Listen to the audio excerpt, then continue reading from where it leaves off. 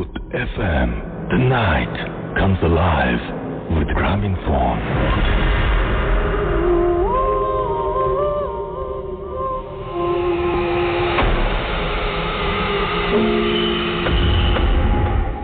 শুনছেন সবসময় রেডিও ফুর্তি 88.0 FM, বাংলাদেশের সর্ববৃহৎ রেডিও নেটওয়ার্ক। আমি রাসেল আছির সাথে আমার সাথে রয়েছে মাসুম, এবং আজকে অতিথিরা আপনাদের সবাইকে স্বাগত জানাচ্ছি ভূত এফএম এ। এবং যা কিছুই ঘটুক না কেন, ভূত এফএম প্রতি শুক্রবারে আপনাদের কাছে ফিরে আসবে এই প্রত্যাশা রাখি, এবং সেই জন্যই আপনাদেরকে জানিয়ে দিচ্ছি যে আপনারা যেখানেই থাকুন না কেন বেশি বেশি করে আমাদের ঘটনা পাঠান, এবং আপনাদের পছন্দের সমস্ত ঘটনাগুলোই আমরা এখানে প্রেজেন্ট করি। এবং আমি একটা জিনিস আপনাদের খুব ভালোভাবে বলতে চাই, আপনারা নিশ্চয়ই কিছু জিনিস বুঝতে পারছেন যে আপনাদের যে সমস্ত কমপ্লেইন থাকে, আপনাদের যে সমস্ত ধরনের ফিডব্যাক থাকে, সেগুলো কিন্তু আমরা পুঙ্খানুপুঙ্খভাবে পড়ি, এবং সেটার উপরে ভিত্তি করে কিন্তু আমরা পরবর্তীতে আবার নতুন করে তৈরি হই। সো আপনাদের জন্যই আমরা আমাদের এই 7 দিনের পরিশ্রম, এবং আশা করছি যে সেই 7 দিনের পরিশ্রম প্রতিদিনের মতো আজকেও ব্যর্থ হবে না। একটা সুখবর দিয়ে শুরু করতে চাই আজকের ভূত এফএম। সেটা হচ্ছে যে সামনে আসছে আমাদের second night of horror, that is ভূত এফএম আউটডোর শো উইথ বন্ধু গ্যারাজ। এই আউটডোর শোতে যদি আপনি জয়েন করতে চান তাহলে এখনই সাইন আপ করুন www.bondhugarage.club, এবং আপনার 500 শব্দের মধ্যে আপনার ঘটনা এখানে জয়েন করে আপনাকে লিখে পাঠাতে হবে, এবং আপনি পাঠিয়ে দিন একটা রক্তহীন করা ঘটনা, যে ঘটনাটার কারণে আপনি সরাসরি আমাদের সাথে পার্টিসিপেট করতে পারবেন। আমরা কিন্তু এই মাসেই করতে যাচ্ছি, সুতরাং যারা আছেন তারা অবশ্যই জানাবেন যে আমরা মানে আপনি যদি আমাদের সাথে অংশগ্রহণ করতে চান, এবং সেই ভয়ঙ্কর রাতের যদি এক্সপিরিয়েন্সটা আপনি পেতে চান, বা সেই ভয়ঙ্কর রাতটা যদি আমাদের সঙ্গে উপভোগ করতে চান, বা সেই হন্টেড প্লেসটা যদি আমাদের সঙ্গে দেখতে চান, তাহলে অবশ্যই বন্ধু গ্যারাজে সাইন আপ করে ফেলুন। আমি আরো একবার অ্যাড্রেসটা বলছি, www.bondhugarage.club। এই হচ্ছে ঘটনা। এবং যারা আমাদের রেগুলার আমাদেরকে ইমেইল করেন তাদের জন্য একটা ইনফরমেশন, সেটা হচ্ছে যে আপনার তো ইমেল অ্যাড্রেস জানেন, তারপরেও আর একবার বলে দিই যে আমাদের ইমেল অ্যাড্রেস হচ্ছে bhootfm@radiofurti.fm।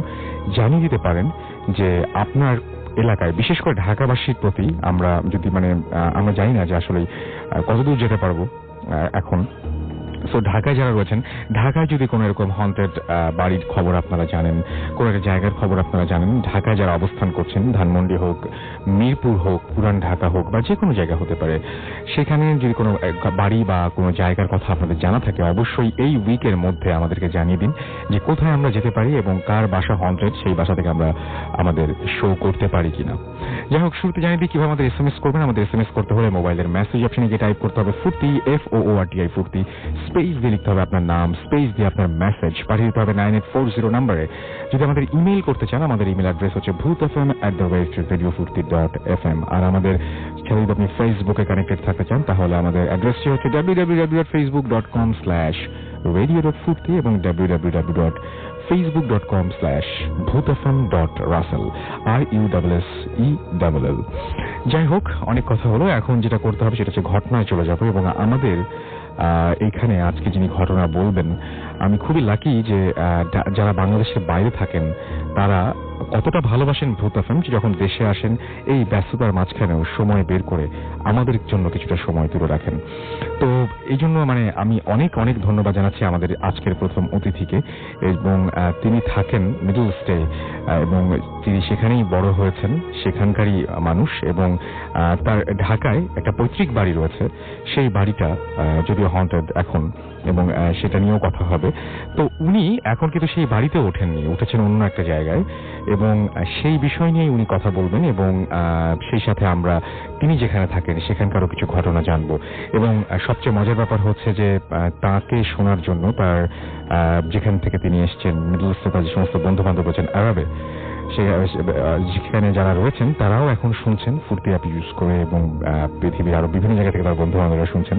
আপনারা অনেকেই শুনছেন জানি। আমরা সরাসরি কথা বলবো তার সাথে, এবং শুরুতেই পরিচিত হব তার সাথে। আপনার নামটা প্লিজ একটু সবাইকে বলবেন। হ্যালো লিসেনার, আমার নাম জুনাদ খান। আমি সৌদি আরবিয়া জেদ্দা থেকে এসেছি, আর রিসেন্টলি বাংলাদেশে ভিজিট করতে আসি, যেটা এভরি 2 ইয়ারে করি। সো সরাসরি চলে যাচ্ছি ঘটনায়। সো ঘটনাটা হচ্ছে 2008 আর 7-8 এর দিকে, যখন আমি সামার ভ্যাকেশনে ঘুরতে বাংলাদেশে আসি। সো আমরা ঘুরতে আসলে আমরা নানুর বাড়ি থাকি আর কি। সো আমরা আসলাম, আর ওখানে আমার খালারাও ইন্ডিয়া থেকে এসেছেন, খালুরা ওনার দুই ফ্যামিলিরা আসছেন, ইন্ডিয়াতে থাকে। তো আমরা গেট টুগেদার করলাম সবাই। মানে ওনারা তো ইন্ডিয়াতেই থাকেন? হ্যাঁ, ওনারা ইন্ডিয়ার আর কি থাকেন আর কি। সো ওনারাও আসছেন, আমাদের সাথে দেখা করলেন। সো রাত্রে যেহেতু অনেক গেস্ট, আমরা সবাই একই রুমে ঘুমাইতাম। সো একদিন হঠাৎ রাত 3টার দিকে আমি আমার খালুর সাথে খাটে ঘুমাচ্ছি, আর নিচে আমার আব্বু আম্মু আমার ভাই আর আমার মামা সবাই নিচে ফ্লোর করে ঘুমাইছিল। সো আমি ওনার সাথে রাত্রে খাটে ঘুমাইছিলাম। তো হঠাৎ করে রাত মিডনাইটের সময় দেখি উনি আমার গলা চাপে ধরছেন। আপনার খালু? হ্যাঁ, আমার খালুটা গলা আমার চাপে ধরছেন। সো আমি হঠাৎ করে রাত্রিবেলা উঠে দেখি, ও মাই গড, এটা কি? সো ওনার দিকে তাকালাম, তো চোখ বড় বড় করে আর অনেক জোরে হাসলেন। হাসার পর আর কি আমি মানে গলা টিপার কারণে আমার ঘুমটা ভাঙে যায় আর কি। সো আমি ওটা দেখে অনেক ভয় পাই। তো দেখে আমি সরাসরি নিচে ফ্লোরে লাফ দিয়ে দিই আর যাই আমার মামার পায়ের উপরে পড়ে আর কি। তারপর আমি সেন্সলেস থাকি 10-15 মিনিটসের মতো। তারপর আমার আম্মু আসে, আমাকে উঠাইলেন, সবাই উঠাইলো, কি হলো। সো আমি এতটুকু বললাম কি আমি আম্মুর পাশে ঘুমাবো, আর আমি ডিটেলে যাইনি হয়েছে কি আর কি। তো সকালবেলা উঠলাম, তো সকালবেলা উঠে সবাই আমাকে ঠাট্টামি করতেছে আর কি, মনে করছে কি যে হতে পারে কোনো নাইট মেয়ার দেখছি, এই জন্য আর কি আমি এভাবে করছি। ইভেন আমিও এটা বিশ্বাস করতে লাগলাম।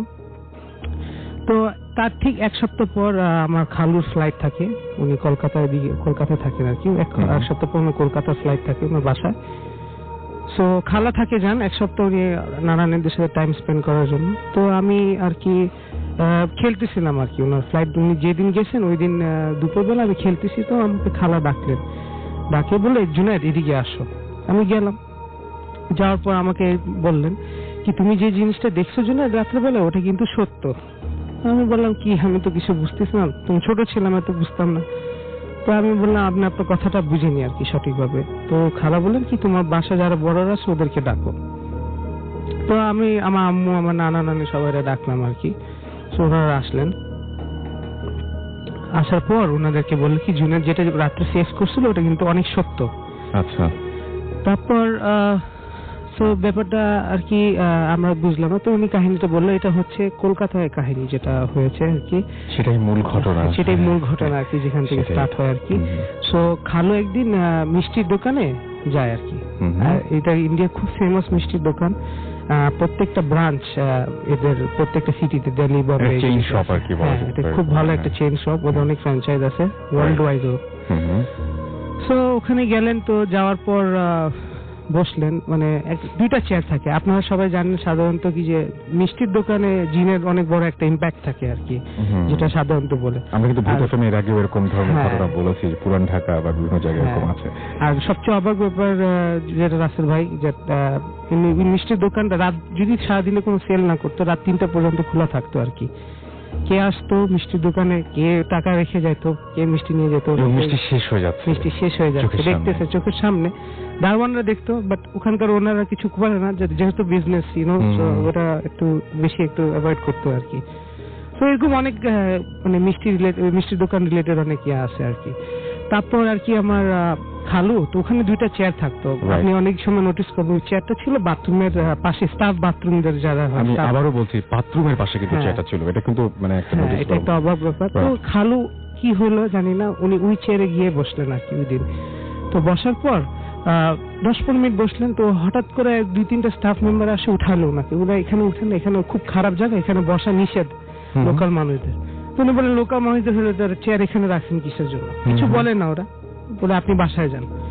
বাসায় আসার পর যেটা পজিশনটা হয় আর কি, বাসায় যাওয়ার পর খুব অবাক ব্যাপার রাসেল ভাই, অনেক জ্বর হওয়ার পর রুম বন্ধ করে রাখতেন, কোনো ধরনের আলো নিজের গায়ে শরীরে লাগাতেন না, আর খালি বাথরুম যেতেন, আসতেন বাথরুম যেতে, আর 2-3 কিলো ভাত বলতেন পাকানোর জন্য, আর উনি 2-3 কিলো ভাত একা খাই নিতেন।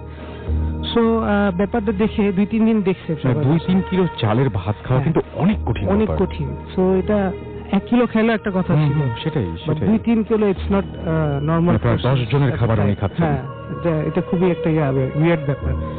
সো বেসিক্যালি ওনার আম্মা দেখে বলে, জ্বরের ব্যাপারে তো এত খাওয়া, তো মানে আমি বুঝতেছি না, এটা তো এত এরকম হওয়ার কথা না। তো প্রত্যেকদিন আর ওনার একটা সিমটম ছিল রাসেল ভাই, প্রত্যেকদিন রাত্রে উঠে কাঁদতেন। আচ্ছা, কিছু কিছু রাতে কাঁদতেন, কিছু কিছু রাতে হাসতেন এন্ড অল দ্যাট, এরকম একটা সিমটমস দেখা পড়তো। খালি রুম অন্ধকার করে থাকতো, সিক লিভ নিয়েছিলেন উনি। তো এই আর কি রাসেল ভাই। তারপর একদিন রাত্রে তো থার্ড নাইট যেটা হয়, পজিশনের থার্ড নাইট যেটা হয়, খালু ঘুমায় আছেন খালার পাশে। তো খালু রাত্রে 3টা-4টার দিকে উঠে এক ধরনের উইয়ার্ড কান্না করছেন, একা একা একা একা শুয়ে শুয়ে কান্না করছেন। আর হাত দিয়ে কিছু সরাচ্ছেন, অ্যাজ ইফ কোনো বিড়ালের আওয়াজ করছে, অ্যাজ ইফ কোনো বুকের উপর কোনো বিড়াল ইয়া করছে। তো এরকম করতেছে। তো খালা উঠলেন, উঠে বললেন কি ব্যাপার, তুমি মনে হয় রাত্রে খারাপ স্বপ্ন টপ্ন দেখো প্রত্যেকদিন রাত্রে, তুমি এক কাজ করো, আল্লাহ আল্লাহ করো। আচ্ছা, নামাজি মানুষ, নামাজি মানুষ, দুজনই নামাজি মানুষ আসলে ভাই। তো উনি বললেন আল্লাহ আল্লাহ করো, আল্লাহকে মনে করো, ইনশাআল্লাহ তোমার ইয়াটা দূর হয়ে যাবে। তিনি উঠে বসে গেলেন, বসে ওনার দিকে তাকায় অনেক হাসলেন। হাসার পর বলতেছেন কি ব্যাপার হাসলেন? मैं মুসলিম থরি না হো, মানে এটা মানে হচ্ছে আমি কি মুসলিম নাকি? আচ্ছা আচ্ছা আচ্ছা, আপনার চাচার মুখ দিয়েই বলছেন এই কথা। আর মানে নামাজি মানুষ যদি এরকম কথা বলে, নামাজি মানুষ জানেন তো ব্যাপারটা খুবই উইয়ার্ড। সেটাই। আমার খালা উইয়ার্ড, মানে এই জিনিসটা দিয়ে খুব উইয়ার্ড ফিল করলেন। সরাসরি গিয়ে লাইট জ্বালেন, ভয়ের চোটে লাইট জ্বালানোর পর খালা বসে আছে। তো যখন হিপনোটিজমে হয়, যখন মানুষের একটা ধ্যান থাকে, যখন একটু ভাঙে গেলে একটা কোনো কিছু থেকে বেরিয়ে আসার পরে অন্যরকম হয়ে যায়। হ্যাঁ হ্যাঁ হ্যাঁ, তো উনি নর্মাল হয়ে গেলেন হঠাৎ করে। বলে কি ব্যাপার, তুমি লাইট জ্বালালে, লাইট বন্ধ করো, আমি ঘুমাবো, কালকে আমার অফিস আছে। আচ্ছা। তো খালা বললো না, তোমার তো আমি মাত্র তোমাকে কি জিজ্ঞাসলাম, আল্লাহর জিকির করতে বললাম, আল্লাহর সূরা পড়তে বললাম, তুমি তো পড়লা না, তুমি বলতেছো আমি মুসলিম নাকি? খালু বলে এটা কি বলো, আজকে কত? খালু বলে ঘুম, আমার কালকে অফিস। তো খালা বলে তুমি তো 3 দিন ধরে অফিস যাচ্ছ না। আচ্ছা, আজকে কত তারিখ? বলে আজকে 29 তারিখ। আজকে 29, বলে না আজকে 26 তারিখ, আজকে তো আমার অফিস যাওয়ার কথা। তো তুমি 3 দিন ধরে অফিস যাওনি, আর তোমার জ্বর অনেক এইতে। তো খালু বুঝে গেলেন কি মিষ্টির দোকানের কিছু কাহিনী। তো খালু বুঝলেন ঠিক আছে, তুমি কাজ করো, লাইটটা বন্ধ করো। উনি বেশ সাহসী মানুষ ছিলেন। এই কয়েকদিন তো উনি ম্যাক্সিমাম সময় এরকম ঘর অন্ধকার করে থাকতেন, লাইট সহ্য করতে পারতেন না, মানে হুঁশ নাই আর কি। আচ্ছা, এই কয়েকদিন সেরকমই অবস্থার মধ্যে ছিলেন। তারপর হঠাৎ করে এই 3 দিন পরে উনি মানে বলা যেতে পারে যে পুরোপুরি সুস্থ। আচ্ছা, তারপরে কি হলো? খাবু বলে কি লাইট বন্ধ করো, ওই জিনিসটা যদি আমার মধ্যে কোনো খারাপ জিনিস থাকে ও আসবে, এই ঘরেই আসবে, এই ঘরেই আসবে। ঠিক রাসেল ভাই, যেহেতু খালা বলেছেন, উনি তো অনেক মানে অনেস্ট একটা পারসন। সো উনি বলে উনি ক্লিয়ারলি দেখতেছেন একটা শ্যাডো আসছে, আর ওনার শ্যাডোটার পা গরুর পা বা ঘোড়ার পা যেরকম হয়, আর ওনার একটা তেল ছিল, মানে ক্রোকোডাইলের যেরকম তেল হয়, মানে লেজ, হ্যাঁ লেজ আর কি, কুমিরের আর কি লেজ টাইপ। আর একটা শিং ছিল, কোনো চোখ নাই, কিছু নাই, আর হাতটা আর কি উইয়ার্ড, কিন্তু মানে চোখ তো কোনো কিছু ছিল না, দেখতেছেন আর সামনে দাঁড়ায় আছে, দুজন নামাজি মানুষ। সো অনেকক্ষণ এরকম দেখার পর খালা তো একদম শক, কি বলবো কিছু বুঝতেছে না। তো ওই খালু বলে কি তুমি কি চাও আমার থেকে? ও কিছু বলতেছে না, ওই যে স্পিরিটটা, মানে স্পিরিট বলবো না, ওই হিন্দু জিনটা যে বলতেছে সোজা ওনার খালুকে বলতেছে কি তুমি ঘুমায় পড়ো। সো খালু বলতেছেন কি যে তুমি কে, কোথায়? তো এরকম কথা বলতে বলতে ওই জিনিসটা পালায় যায়, এই রুম থেকে ওই রুম করে, আবার খালু ওনার পিছে যায়, একজন খালু ওনার পিছে যাচ্ছেন আর কি, আবার এই রুম থেকে পালায় পড়তে, মানে এরকম অনেক ধরনের মানে লুকাচুরি একসঙ্গে দেখছেন। আর দুজনই নামাজি মানুষ আর কি। তো দেখে বেসমেন্টে পালায় হঠাৎ করে জানি একটা স্মোক হয়, হ্যাঁ মানে ওই জিনিসটা স্মোক হয়ে পালায় গেল আর কি, মানে লাইক রান অ্যাওয়ে করছে আর কি, উড়ে আকাশে হয়ে গেল স্মোক হিসাবে আর কি। তারপর ওইগুলি দেখে দুজনই শক, এটা কোনো মানে নর্মাল মানুষের কাছে এত নামাজ পড়ে আমরা, এটা তো কোনো হওয়ার কথা না কোনো। তারপর হয়েছে রাসেল ভাই, কলকাতায় হাওড়া ব্রিজ আছে একটা, হাওড়া ব্রিজের ব্যাপারে অনেকে জানেন নিশ্চয়ই। ওই পিছনে ওখানে অনেক বস্তি আছে, ওখানে বস্তিতে একটা ফেমাস পাগল আছে, পাগল যে অনেকে শুনছেন নিশ্চয়ই জানেন, যারা ওই এলাকার তারা নিশ্চয়ই বুঝতে পারছেন কার কথা বলা হচ্ছে, ওনারা নিশ্চয়ই জানে, এটা খুব ফেমাস এটা। সো ওই পাগলের কাছে গেলেন খালা, কি যায় বললেন কি আমাদের বাসায় এরকম ধরনের হয়েছে আমার হাজবেন্ডের সাথে, আপনি কি করে, আমরা তো কোনোদিন কারোর ক্ষতি করিনি, বা আমরা কোনোদিন, উনি ভাবছেন ব্ল্যাক ম্যাজিক ফার্স্ট। তো ওই জিনিসটা পাগলটা বললো কি চল আমাকে নিয়ে চল, ওই মিষ্টির দোকানে নিয়ে চল। মিষ্টির দোকানে নিয়ে আসছেন খালা, অনেকক্ষণ দাঁড়ালেন, দাঁড়ায় বললেন কি তোর স্বামীর উপরে হিন্দু জিন অসর করছে, ওর উপরে একটা প্রসেস করছে আর কি। সো বেসিক্যালি এটা শোনার পর খালা তো আর কি মানে তো খালা বলতেছেন সলিউশন কি, তোমার এটা কোনো সলিউশন নাই, এটা একটারই সলিউশন, হাজ করতে হবে। তো খালা মন খারাপ না করে বলে ঠিক আছে আমি আরো অনেক অনেক ধরনের মোল্লা টাইপস বা আরো অন্য করো যারা হুজুর ওদের বা যারা যাদেরকে ধরলেন আর কি, যারা এই প্যারানর্মাল দিয়ে যারা ডিল করে আর কি এক্সরসিজম করবে কিনা ভাবছে। সো ওই পাগলটি এটাও বলছিল, ইভেন রাসেল ভাই ভুলে গেছিলাম, বাট এই জিনিসটা তোর হাজবেন্ডকে সবসময় বিরক্ত করবে না, ঠিক আছে, আসবে মাঝে মাঝে আসবে, তোরা টের পাবি না, এটা এভাবে বসে তুই তুই করে বলছিল উর্দুতে আর কি। তখন খালা বললেন কি যে আচ্ছা ফাইন, কোন মানে উনি শখ আর কি, উনি কি বলবেন, অনেক মোল্লাদেরকে নিয়ে গেল, ওর মোল্লা আসে এক্সারসাইজও করছে, কিছু কিছু মোল্লারা যার কোনো নেই, সলিউশন নাই, কোনো আউটওয়ে নাই, ওই পাগলটা বলে দিছে হাজ করা ছাড়া আর কোনো সলিউশন নাই ওটার। তারপর তো অনেক বড় একটা প্রবলেম, এরকম করে অনেকদিন থাকলো, তারপর এই কাহিনীটা আর কি এখানে শেষ হলো আর কি। বাট খালা বললেন কি তোমার আঙ্কেলের উপরে কিছু পজেস করা আছে। সো ওই দিন রাত্রে রাসেল ভাই আমি এটাই ফেস করছিলাম। সো আমরা সবাই বাসায় টেনশন নাকি কোন আমার উপরে কোনো পজিশন কি, আমার উপর কোনো পজিশন বা আমার সামথিং আমার পিছনে বিহাইন্ড আছে নাকি। সো অনেক আমারও একটু ঝাড়ফুঁক করলো আর কি, নর্মাল যেটা, কিন্তু আমার কিছু পুরো আলহামদুলিল্লাহ কিছু হয়নি। বাট যেটা হয়েছে রাসেল ভাই, দ্যাট সবচেয়ে ইন্টারেস্টিং বিষয়, ওই জিনিসটা বাংলাদেশে যখন খালা চলে গেলেন কিছুদিন পর আমাদের ঘরে প্যারানর্মাল অ্যাক্টিভিটিস শুরু হলো।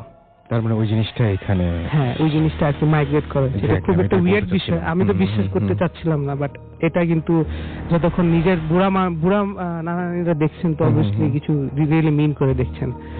সো রাত্রে হয়তো রাসেল ভাই দ্যাট মার্বেল নর্মাল যেটা হয়, মার্বেল ফালায় দিল, দৌড়াদৌড়ি, তারপর কান্দাকাটি, লাইক আওয়াজ, কান্দার আওয়াজ শোনা যাচ্ছে, অনেক ধরনের কান্দা। আর সবচেয়ে ইন্টারেস্টিং বিষয় রাসেল ভাই মন্তর, ইভেন আপনি যদি বাসাটায় যান মন্তর পড়ে জিনিসটা, এবং সেটা শোনা যায়। আমার নানির কানে অনেকবার আসে, মন্তর পড়ে যায়, এভাবে অনেক ধরনের ট্রাভেল করে। আর সবচেয়ে ওয়েট বিষয় হচ্ছে কান্দার আওয়াজ অনেক, আমার মামার সবাই ফেস করছে ওই কানটা। তো আস্তে আস্তে আমাদের ঘরে থাকা মানে হারাম হয়ে যায় আর কি, ওই ঘরে থাকা ইম্পসিবল হয়ে যায়। ঘর সবসময় ওখানে থাকেন, যে কয়দিনের জন্য আসতেন সে কয়দিন আর আমরা এই বাসায় 8 বছর ছিলাম, রাইট।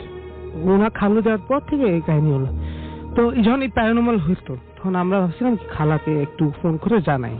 তো খালা বললেন যে আমরা যা ফোন দিতাম না, আমরা অনেক হুজুর মোল্লাদেরকে বলছি কোনো কিছু হলো না, যে বলে ঘর বন্দি করা, ওটা কোনো কাজে ছিল না। তো আমরা ভাবছিলাম কোনো ব্ল্যাক ম্যাজিক করলো নাকি, নাথিং, ওদের কোনো ট্রেস পাচ্ছিল না আর কি, খুব ডিফিকাল্ট বিষয়। সেই পাগলের কাছে গেল আর কি আমার খালা কলকাতায়, আমরা ফোন করার পর। সো গেলেন, ওই পাগলটা হাসতেছে ওনাকে দেখেই, হ্যাঁ ওনাকে দেখে অনেক হাসতেছে। তো খালা বললেন কি ব্যাপার আফাস কি রে, মানে ওরা বলে কি আপনি হাসতেছেন কেন? তো ওই পাগলটা সবাইকে তুই তুই করে বলতো। ও বললো কি যে তুই জানিস তোর হাজবেন্ডকে ছাড়ে দিছে। আচ্ছা, খালা একটু বিয়েড হবে কেন, এটা কি কথা? বলে হ্যাঁ এখন থেকে তোর বাবা মার বাসা পছন্দ হয়েছে, এবং সে না জেনেই এগুলো সব বলে দিচ্ছে। হ্যাঁ এটা উইয়ার্ড বিষয়। এখনো রাসেল ভাই অ্যাপার্টমেন্টটা এখনো এমন অবস্থা আছে, মানে ভাড়া টাড়া দেওয়ার অনেক চেষ্টা হয়েছে কিন্তু হয়নি। বাট আপনি বলেন যে দুই উইক পর পরই যারা থাকতে এসছে তারা, আর যেহেতু আপনারাও দেশে থাকেন না, কেউ আপনারা দীর্ঘদিন ধরে দেশে থাকেন না, ওটা পড়ে আছে, তো এখনো মানে ওই সমস্যাটা চলছে। আমরা অনেক খুঁজছি, অনেকে থাকছে 1-2 মাস, বাট ওরা পরে আর থাকতে চায় না আর কি। বাট রাসেল ভাই উইয়ার্ড জিনিস যেটা ওখানকার আপনি যেটা ফেস করবেন, ওই জিনিসটা আপনাকে ট্রাভেল করবে না। বাট যে যদি একটা ইশারা বা একটা ট্রেস পায় যে কি যে আপনি এখানে থাকবেন, তখন ডিস্টার্ব করা শুরু করে দেয়। আপনি যদি যান 2-3 রাত থাকে, এটা no big deal, that doesn't travel that much. But যখন জিনিসটা শুরু হয় তখন আর কি থাকা মুশকিল হয়ে যায়। আচ্ছা, আমি একটা কথা বলি, সেটা হচ্ছে যে আপনার সেই খালু, যিনি হয়তো আপনি বলছেন আপনার খালা এবং খালু তারা হয়তো শুনছেন আমাদেরকে ফুটে আসছে। আচ্ছা, আপনাদেরকে অনেক ধন্যবাদ জানাচ্ছি, এবং আপনাদের ঘটনাটা আসলে অনেক জোশ ছিল, আমার কাছে অনেক ভালো লেগেছে। আমি একটা জিনিস বলতে চাই, সেটা হচ্ছে যে উনি পরে হজ করেছিলেন তো? হ্যাঁ, রিসেন্ট 2-3 ইয়ার্স আগে উনি হজ করেছেন। হজ করার পরে তারপরে কি সেই প্রবলেমটা আসলে দূর হয়েছে? ওই প্রবলেমটা তো যখন বাংলাদেশ থেকে গেছেন তখনই দূর হয়ে গেছে। ওকে, সো এই ছিল ঘটনা। আচ্ছা, আপনি বলছিলেন যে আপনার ওইখানেও কিছু ফ্রেন্ড যারা আসলে বাঙালি নন, তারাও শুনছেন, কারণ আপনার ওখানে বেড়ে উঠেছেন, আপনি ওখানে বড় হয়েছেন, আপনি বলেন যে you are very comfortable in speaking Arabic. Right. So আমি যেটা বলবো সেটা হচ্ছে যে আপনি যদি ওদেরকে কিছু বলতে চান, এক দুই লাইনে যদি একটু বলতে চান, যারা হচ্ছে অবাঙালি হওয়া সত্ত্বেও আপনি এখানে এসেছেন বলে শুনছে, সো এটা তারা অবশ্যই তাদের কিছুটা বলা উচিত, এবং আমাদের সবার পক্ষ থেকে থ্যাঙ্কস দিয়ে দিবেন। আসসালামু আলাইকুম الوطني السعودية، أنا محمد جناد من هناك. عدنان كيف الحال حبيبي؟ أنا أشوف ممكن تشوف الراديو فورتي إن شاء الله. بعدين أنت أنا أقول يعني أنا ترانسليت بعدين إيش سوي هذا يعني আমি লাস্ট পার্টটা বুঝতে পেরেছি, ট্রান্সলেট মানে আমি একটা ট্রান্সলেট করবো আর কি এখানে। এটা যাই হোক, আমি আপনাকে অফ এয়ারে বলবো যে কেন বলছি, মানে কিছু কিছু শব্দ শুধুমাত্র পরিচিত হলে এটা মজার একটা ঘটনা আছে, সেটা আমি পরে বলছি। আমাদের এইখানে দেখতে পাচ্ছি মৌসুম ইসলাম এসএমএস করেছেন আমাদের হিমেল চৌধুরী গাজীপুর থেকে। ইটস ভেরি অসম শো, এবং তিনি বলছেন যে আচ্ছা তিনি আর কোনো প্রোগ্রাম শোনেন, প্রোগ্রাম সব শুনতে হবে, রেডিও ফুর্তি মানে ফুর্তিও থাকতে চাইলে ফুর্তি সব প্রোগ্রাম শুনতে হবে। জয় আমাদের লিখেছেন যে অনেক অনেক শুভেচ্ছা, এবং আশা করছি পুরোটা সময় আমাদের সাথে থাকবেন। আমরা এখন একটা ইমেইল পড়বো, এবং ম্যাক্সিমাম ইমেইলগুলো আপনারা জানেন যে বিভিন্ন জায়গা থেকে আসে, যারা সাধারণত আমাদের এখানে যারা আমাদেরকে সরাসরি আমাদের এখানে আসতে পারেন না, তারা সাধারণত ইমেইল পাঠান। তো আমি এরকমই একটা ইমেইল পড়ছি, একটা ছোট ইমেইল পড়ি, পরে যদি সময় থাকে তাহলে আর একটা বড় পড়বো। এবং আমি আমার মনে হয় যে আপনাদের সবার এই ঘটনাটা ভালো লাগবে। আপনার কেমন লাগবে যে যদি হঠাৎ করে আপনি জানেন যে আপনি একটা স্বপ্ন দেখেন, এবং সেই স্বপ্নটার কোনো একটা ব্যাপার, মানে স্বপ্নটার কোনো একটা আসর আছে আর কি, কিভাবে বলবো, ধরুন যে আপনি স্বপ্নে কিছুটা দেখছেন, এবং যা দেখছেন তার প্রেক্ষিতে কোনো একটা কিছু ঘটছে, জীবন দুর্বিষহ হয়ে যায়। কিন্তু এই ঘটনা আমরা অনেকের কাছ থেকে শুনেছি। আমাদেরকে আরো একজন জানিয়েছেন, আমাদের লিসনার, তার মতো করে পড়ছি, যে তিনি লিখেছেন, আসসালামু আলাইকুম রাসেল ভাই, আশা করি ভালোই আছেন। আমার নাম মোহাম্মদ সোহাগ, জেলা রাজশাহী, থানা রাজপাড়া। এবং তিনি লিখেছেন যে এটা আমার অতীত এবং সম্প্রতি আমার জীবনে ঘটে যাওয়া অদ্ভুত এক ঘটনা। আমার এই ঘটনাটা আমার অতীত এবং আপনার ভূত এফএমের সাথে সম্পর্কযুক্ত। যাই হোক, মূল ঘটনায় আসি। আমার জীবনে প্রথম ঘটনাটি ঘটে আজ থেকে 6 বছর আগে। তারিখটা আমার সঠিক মনে নেই। নিয়ম অনুসারে রাতে পড়ালেখা শেষ করে ঘুমানোর চেষ্টা করি, কিন্তু সেই রাতে আমি ঘুমোতে পারছিলাম না, কারণ যখনই ঘুমোতে যাচ্ছি তখনই আমার সমস্ত শরীর অবশ হয়ে যাচ্ছে, আমার নিঃশ্বাসও বন্ধ হয়ে যাচ্ছিল।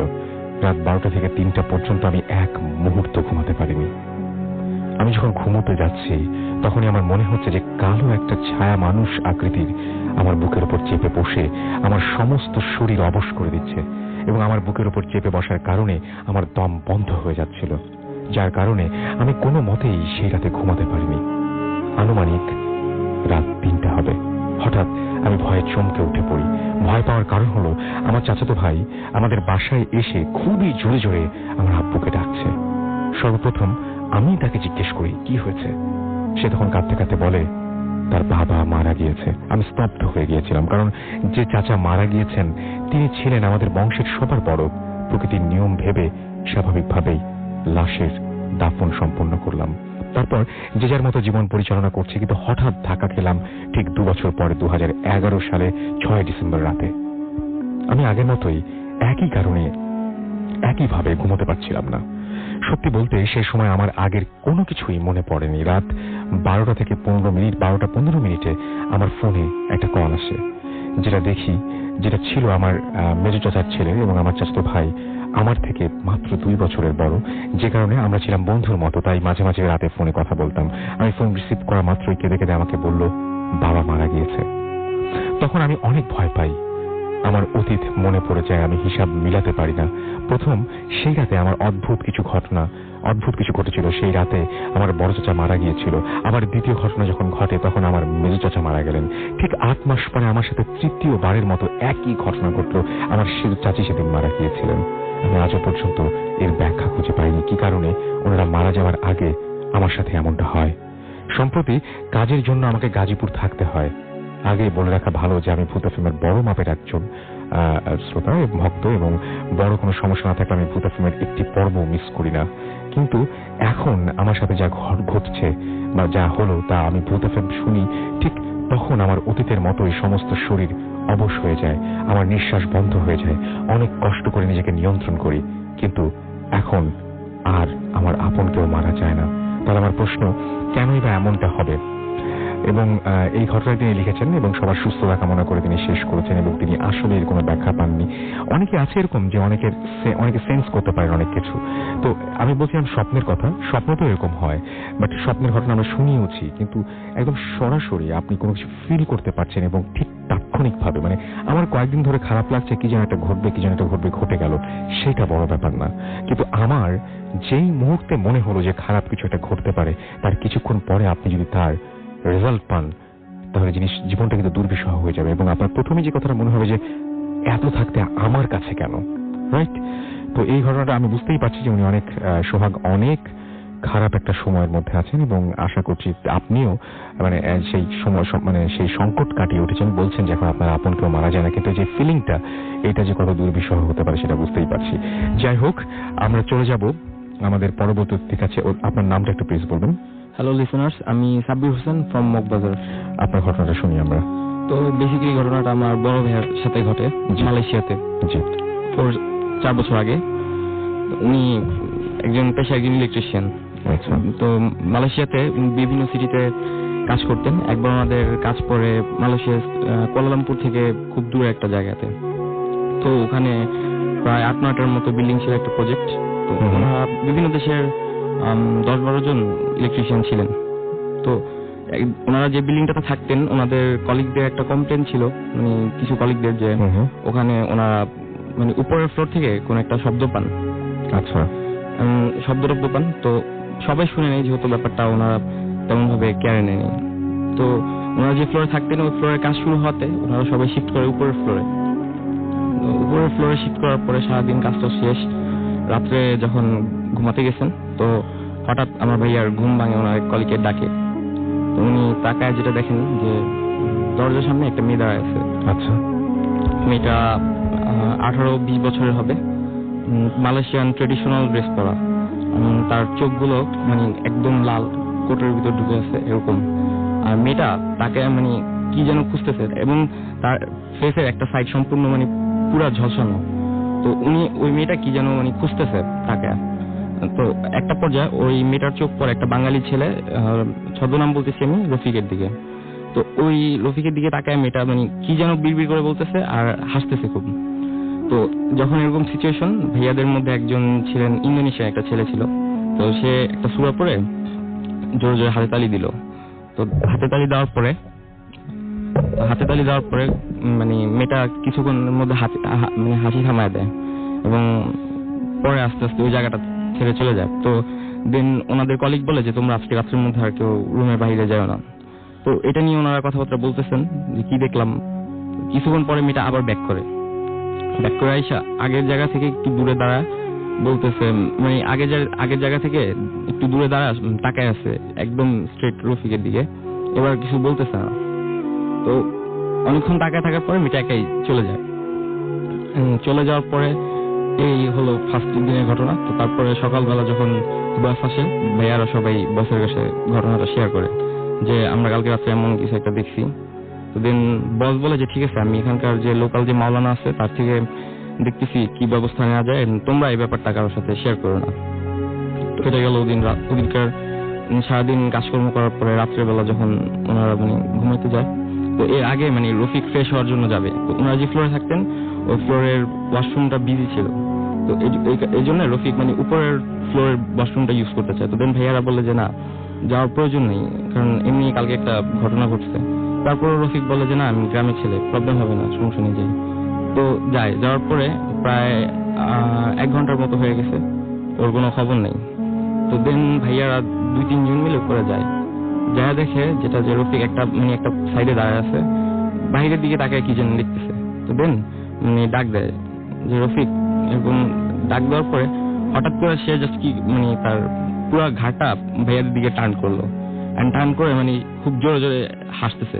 মানে সেই গত রাতে মানে তার ভয়েসটা মেয়েদের মতো এবং গত রাত্রে ওই মেয়েটার মতো হাসতেছে জোরে জোরে। তো এটা দেখার পরে ওনারা খুব ভয় পায় নিচে চলে আসে। দেন ওনারা মানে নিচে যা ছিল বাকি কলিগ সবাই উপরে যায়, ওই রফিককে নিচে নিয়ে আসে। তো আনার পরে ওই ইন্দোনেশিয়ান ছেলেটা অনেক সূরা পড়ে ফুটু দেয়, দিলেও কিছুক্ষণ শান্ত থাকে, দেন আবার সে একই অবস্থা, আগের মতো মানে হাসতেছে, চোখ টোক লাল। তো এরকম ভাবে ফজর পর্যন্ত চলার পরে সকালে যখন বস আসে, তো বস জিনিসটা দেখেন এবং ওখানকার লোকাল যে মাওলানা ওনাদের দ্বারা হেল্প নেওয়া ট্রাই করেন, বাট ওনারা তেমন একটা সলিউশন বের করতে পারে না। তো একটা পর্যায়ে বস আর ওর রেসপন্সিবিলিটিটা নিতে চাচ্ছিল না, তো যার কারণে ওকে বাংলাদেশে ইমিডিয়েটলি পাঠিয়ে দেওয়া হয়। তো সবার মধ্যে একটা কিউরিয়াস ছিল যে মানে এতগুলো মানুষ থাকতে কেন রফিকের দিকে এইভাবে ওই জিনিসটা তাকায় ছিল বা এরকম কিছু। তো এরপরে যেটা হয় যে একদিন ওনাদের মধ্যে থেকে একজন বাংলাদেশে রফিকের আম্মুকে কল দেয় জানার জন্য যে কেমন আছে। তো খোঁজ নেওয়ার জন্য যখন ফোন দিয়ে জানতে পারে যে হ্যাঁ ভালো আছে। আর রফিকের আম্মুকে জিজ্ঞেস করে যে কেমন আছে রফিক এখন। তো ওর আম্মু খুব নর্মালি অ্যান্সারটা দেয় যে মানে খুব নর্মাল, যে এমন কোনো ঘটনা ঘটেইনি। তো এটা থেকে তাদের কিউরিওসিটিটা আরো বাড়ে যে একটা প্যারানর্মাল ঘটনা, বাট তারা এইভাবে নর্মালি একটু উঠতেছে। দেন জিজ্ঞেস করে যে আপনার কাছে মানে ওনার রফিকের আম্মুকে ওনারা পুরো ঘটনাটা শেয়ার করে যেমন হয়েছে। তো রফিকের আম্মু যেটা বলে যে তোমরা এটা মানে এটা এখন নতুন দেখলা, বাট আমরা এটা দেখতেছি ছোটবেলা থেকে। তো দিন জিজ্ঞেস করে যে মানে কেন এটা। তো রফিকের আম্মু পরে পুরো ঘটনাটা শেয়ার করে যে মানে রফিকের আম্মু যখন প্রেগনেন্ট ছিল তখন, এটা তখনকার ঘটনা, রফিকের নানা এসব জিনিস জিন এসব পালতেন। তো রফিকের আম্মু ছিল রফিকের নানার বাসায়। তো একদিন রফিকের আব্বু যায় যে মানে রফিকের দাদির শরীর অসুস্থ নিতে আসে। তো এরপর যেটা হয় মানে বলে যে রফিকের নানা বলে আজকে রাত্রে যাওয়ার দরকার নেই, রাত হয়ে গেছে। আর ওনারা যেই রাস্তা দিয়ে আসবেন ওই জায়গাটা ছিল একটু খারাপ, মানে নৌকা দিয়ে আসতে হবে। তো তারপরও রফিকের আম্মু মানে আসে। এন্ড রাস্তায় যেটা হয় যে মানে ওনারা একটা সময় ফিল করতে পারেন যে ওই জায়গাটা মানে স্পেসিফিক জায়গাটা আসার পরে মানে নৌকাটা ওনারা ফিল করেন যে নৌকাটা ভারী হয়ে গেছে আগের থেকে, মানে কিছু একটা আছে নৌকার মধ্যে। এই জায়গাটার একটা ঘটনা আছে যে মানে এরকম হয়েছে ওখানে যারা মাছ ধরতে যায় তাদের মধ্যে অনেকে এমন হয়েছে যে ওখানে মাছ ধরে আসার পর এমন কিছু দেখছে এরপরে তারা সুইসাইড। রফিকের মায়ের সাথে কি হয় সেটা একটু বলেন। তো তারপরে যেটা হয় যে রফিকের আম্মু মানে ড্রিম দেখতো, মানে ওই দিন ওইখান থেকে আসার পরে নিষেধ অমান্য করে আসার পরে উনি প্রতিদিন রাতের বেলায় স্বপ্ন দেখতেন। স্বপ্ন কি দেখতেন? হ্যাঁ রাইট, স্বপ্নে দেখতেন যে ওনাকে কিছু একটা সামথিং একটা ফিগার, উনি স্পষ্ট দেখতেন না, বলতেছে যে তোমার ছেলেটাকে আমার পছন্দ হয়েছে, এই ছেলেটা তোমার ছেলেটা হলে আমাকে দিয়ে দিবা, মানে এই টাইপের কথাবার্তা বলতো। আর রফিকের আম্মুর সাথে যেটা হতো যে রফিকের আম্মু প্রায় ফিল করতো যে ওই কিছু একটা প্রেজেন্স আছে তার আশেপাশে, কিছু একটা প্রেজেন্স ফিল করতে পারতেন। এবং মানে বাজে পশু পচা মানে 6-7 দিন পচলে যেমন যেটা বলেছেন আমাকে, আমার সেটা মনে আছে, সেটা হচ্ছে যে আপনার স্বপ্ন দেখতো যখন প্রেগনেন্ট অবস্থায় এবং যখন বাচ্চাটা জন্ম নিল তারপরেও তিনি স্বপ্ন দেখতেন এবং স্বপ্ন দেখতেন ঠিক একইভাবে যে কেউ একজন তার বাচ্চাকে নিয়ে যেতে চাচ্ছে। এবং শেষে তিনি না পেরে একটা সময় তার বাবার কাছে এই ব্যাপারে মানে সলিউশন চান। তার বাবা কি কোনো সলিউশন দিতে পেরেছিলেন? হ্যাঁ, তার বাবা ইনস্ট্যান্ট কিছু সলিউশন দিয়েছিলেন। যেমন উনি ওই যে জিনটা মানে জিন হোক বা স্পিরিট হোক যেটা রফিককে নিতে চাইতো, উনি ওইটাকে কয়েদ করে রাখছিলেন। এন্ড এরপরও যখন রফিকের প্রবলেম হইতো দেন রফিকের নানা ওখানে মানে রফিক একটা তাবিজ দিচ্ছিল, যার কারণে তেমন ভাবে রফিকের তেমন কোনো প্রবলেম হইতো না। পরে আবার প্রবলেমটা হলো? হ্যাঁ, প্রবলেমটা পরে শুরু হয় যখন মানে ওই রফিকের নানা বলছিল যে তাবিজটা যাতে না হারায়। তো দেন রফিক বড় হওয়ার সময় মানে ওর নানা মারা যাওয়ার পরে কোন একভাবে ওই তাবিজটা হারায় যাওয়ার। অনেক ধন্যবাদ আপনাকে আপনার ঘটনার জন্য। আমরা এসএমএস এ যাবো এবং আমি দেখতে পাচ্ছি অনেকে এসএমএস করছেন, লিখছেন যে নাইম আমাদের লিখেছেন ভাই অনেক মজা পেয়েছেন তিনি। সেকেন্ড যে স্টোরিটা আমরা শুনলাম আমাদের ইমেইল ছিল এটা। আমাদেরকে তাসনিম লিখেছেন, তাসনিম বুশরা, ভূত এফএম ইজ রকিং টুডে, এবং ভয় লাগছে বাট খুব মজাও লাগছে। এখনো পর্যন্ত বেশ কিছু মানে যিনি আমাদের এখানে ঘটনা বলতে আসছেন মিডল ইস্ট থেকে, তার ওইখানকার কিছু ঘটনা আছে, সেই ঘটনাগুলো খুব ইন্টারেস্টিং, আমরা সেগুলো শুনবো। এবং কিছু ঘটনা আছে দেশের বাইরের, কিছু ঘটনা আছে দেশের ভেতরের, কিছু ঘটনা আছে গ্রামের। সো আমাদের সঙ্গে থাকুন এবং অবশ্যই আমাদেরকে জানাবেন না যা পারেন। যাই হোক, আমরা চলে যাব আবারও ঘটনায়, তবে তার আগে একটা ছোট্ট বিরতি নিতে হবে এবং বিরতির পরে আবারও ফিরে আসবো। কোথাও যাবেন না, আমার সাথে থাকুন। স্টে টিউনড টু রেডিও ফুর্তি এন্ড ডোন্ট স্টপ দ্য ফুর্তি। Furti. এই যে মামা, And the night comes alive with Gramophone.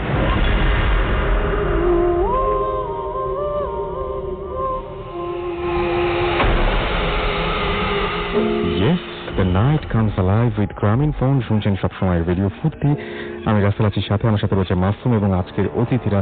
এবং আজকের অতিথিদের ঘটনা অনেক প্রশংসিত হচ্ছে আপনাদের কাছে।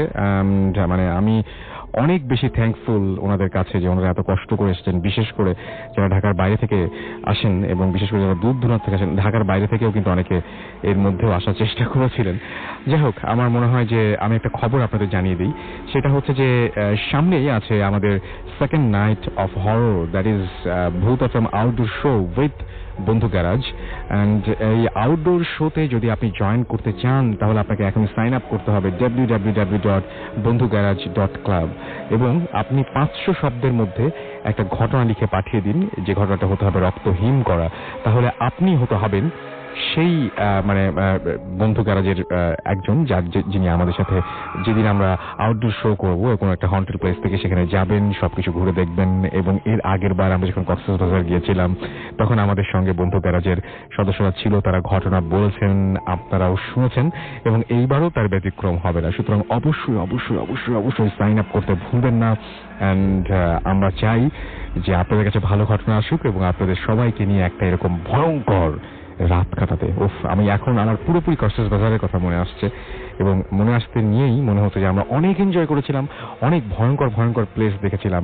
আপনার মনে হয় মানে কিরকম একটা আপনার কাছে শুনে অবাক লাগবে যে অত রাতে আমরা সবাই মিলে একটা পুরোপুরি অন্ধকার জায়গায় একটা পাহাড়ের মধ্যে আমরা মানে পাহাড়ের কাছে গিয়ে আমরা সবকিছু খুঁজছি।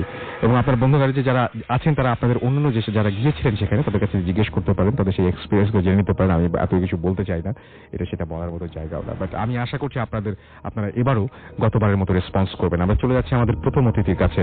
আরো একবার আপনার নামটা একটু সবাইকে মনে করিয়ে দিবেন please. Hello listeners, this is Junaid Khan again. Junaid, আমি একটা জিনিস জানতে চাই, সেটা হচ্ছে জুনায়েদ আপনি যে জায়গায় থাকেন, আমি বলেছিলাম যে ওই জায়গাটা আপনি বলছিলেন যে ওই জায়গাতেই অনেক ভয়ঙ্কর ঘটনা ঘটে এবং ইউটিউবের খুব মানে বিখ্যাত একটা ঘটনা রয়েছে যে গাড়ি একটা চলে এবং আপনি অলরেডি সেটা এক্সপেরিয়েন্স করেছেন, রাইট? এবং আপনি বলছেন যে ওখানে বেশ কিছু প্যালেস রয়েছে, রাইট? Abandoned প্যালেস এবং অ্যাবান্ডেন্ট প্যালেস নিয়ে আমাদের যদি একটু কিছু বলতেন প্লিজ। হ্যাঁ অবশ্যই। কোন জায়গায় সেটা? ঘটনাটা হচ্ছে রাসেল ভাই, দ্যাট কিং ফাহাদের একটা পুরান প্যালেস ছিল। এবং আপনি ওই এলাকাতে থাকেন? হ্যাঁ, আমি ওই এলাকার পিছনে থাকি আর কি। Right. So it's like 40 years old প্যালেসটা আর কি, মানে অ্যাবান্ডেন্ড আর কি, ও মানে অনেক পুরানো আর কি, যে যখন বাচ্চাকাল ছিল তখনকার প্যালেস ওটা কিং ফাহাদের আর কি। তারপর থেকে প্যালেসটা অ্যাবান্ডন করে গভর্নমেন্ট স্থগিত করে দিছে আর কি। সো আর ওখান থেকে মানে ওই এরিয়াটাই মানে এত একটা মানে কোয়াইট রেসিডেন্স হয়ে গেছে কি মানুষ খুব কম যাওয়া আসা করে। আচ্ছা। সো বেসিক্যালি একদিন রাত্রে আমি আমার কলেজ ওয়ার্ক মানে আমি রাগবি খেলে মানে আমার কলেজ ওয়ার্ক ম্যাচ অ্যাসাইনমেন্ট সব শেষ করে আমি বাসায় ফিরছিলাম আর কি। তো প্রায় 10:30-11টা বাজে। সো আস্তে আস্তে আমি গলি দিয়ে ঢুকলাম আর কি, একটা গলি দিয়ে, মানে ওই গলিটা আমার বাসার মানে ওখান থেকে নর্মাল সবাই আসা যাওয়া করে, বাট রাত হলে কেউ সবাই অ্যাভয়েড করে আর কি আসাটা। সো রাত 10টা-11টার দিকে আমি গেলাম, তো একটা পিক আপ দেখলাম, নর্মাল যেটা ছোট ধরনের পিক আপ হয়, হোয়াইট কালার পিক আপটা খুবই মানে খুব ওল্ড ফ্যাশনের আর কি। মানে পিক আপটা দেখেই বোঝা যাচ্ছে কি যে কোনো রেজিস্ট্রেশন প্লেট নাই বা ইললিগাল কিছু আর কি। মানে আমি প্রথমে ভাবছিলাম কোনো লাইক ডাকাত বা কিছু হবে। তো আমাকে বললো সালাম আলাইকুম, ওখান থেকে গাড়ির ভেতর থেকে আওয়াজ আসছে সালাম আলাইকুম। সাধারণত সৌদি আরবে সবাই দেখা হলেই সালাম দেয় আর কি। সো আমি সালাম ওয়ালাইকুম আসসালাম। আমার আরবিকে বললাম কি না আর ফেনাল মদিনা রোড, মানে এটা মানে হচ্ছে কি যে আমাকে জিজ্ঞাসা কি তুমি একটু বলতে পারো মদিনা রোডকে, অথচ মদিনা রোড ওর সামনের হাইওয়ে আছে আর কি, প্যালেসের পাশের ঘটনা আর কি। সো কিং ফাহাদের প্যালেসের গলির ঘটনা এটা, পুরান বাসাটা। এখন যারা সৌদিতে নিশ্চয়ই শুনতেছেন ওরা জানে ওটা কোন জায়গা, এটা মদিনা রোডেই আছে, রোয়েসের এদিকে আর কি। আচ্ছা। সো আমি ওয়ালাইকুম আসসালাম বলে আমি ওকে ওর গাড়ির কাছে গিয়ে আমি ওকে বললাম কি যে এখান থেকে এই তো সামনে কি মদিনা রোড, এখান থেকে বাম গেলে মেন রোডে উঠে যাবে আর কি। তো আমি হাত দিয়ে ইশারা করে দেখাচ্ছি, তো হঠাৎ করে ওই একটা কালো লোক করে আমার হাত ধরে।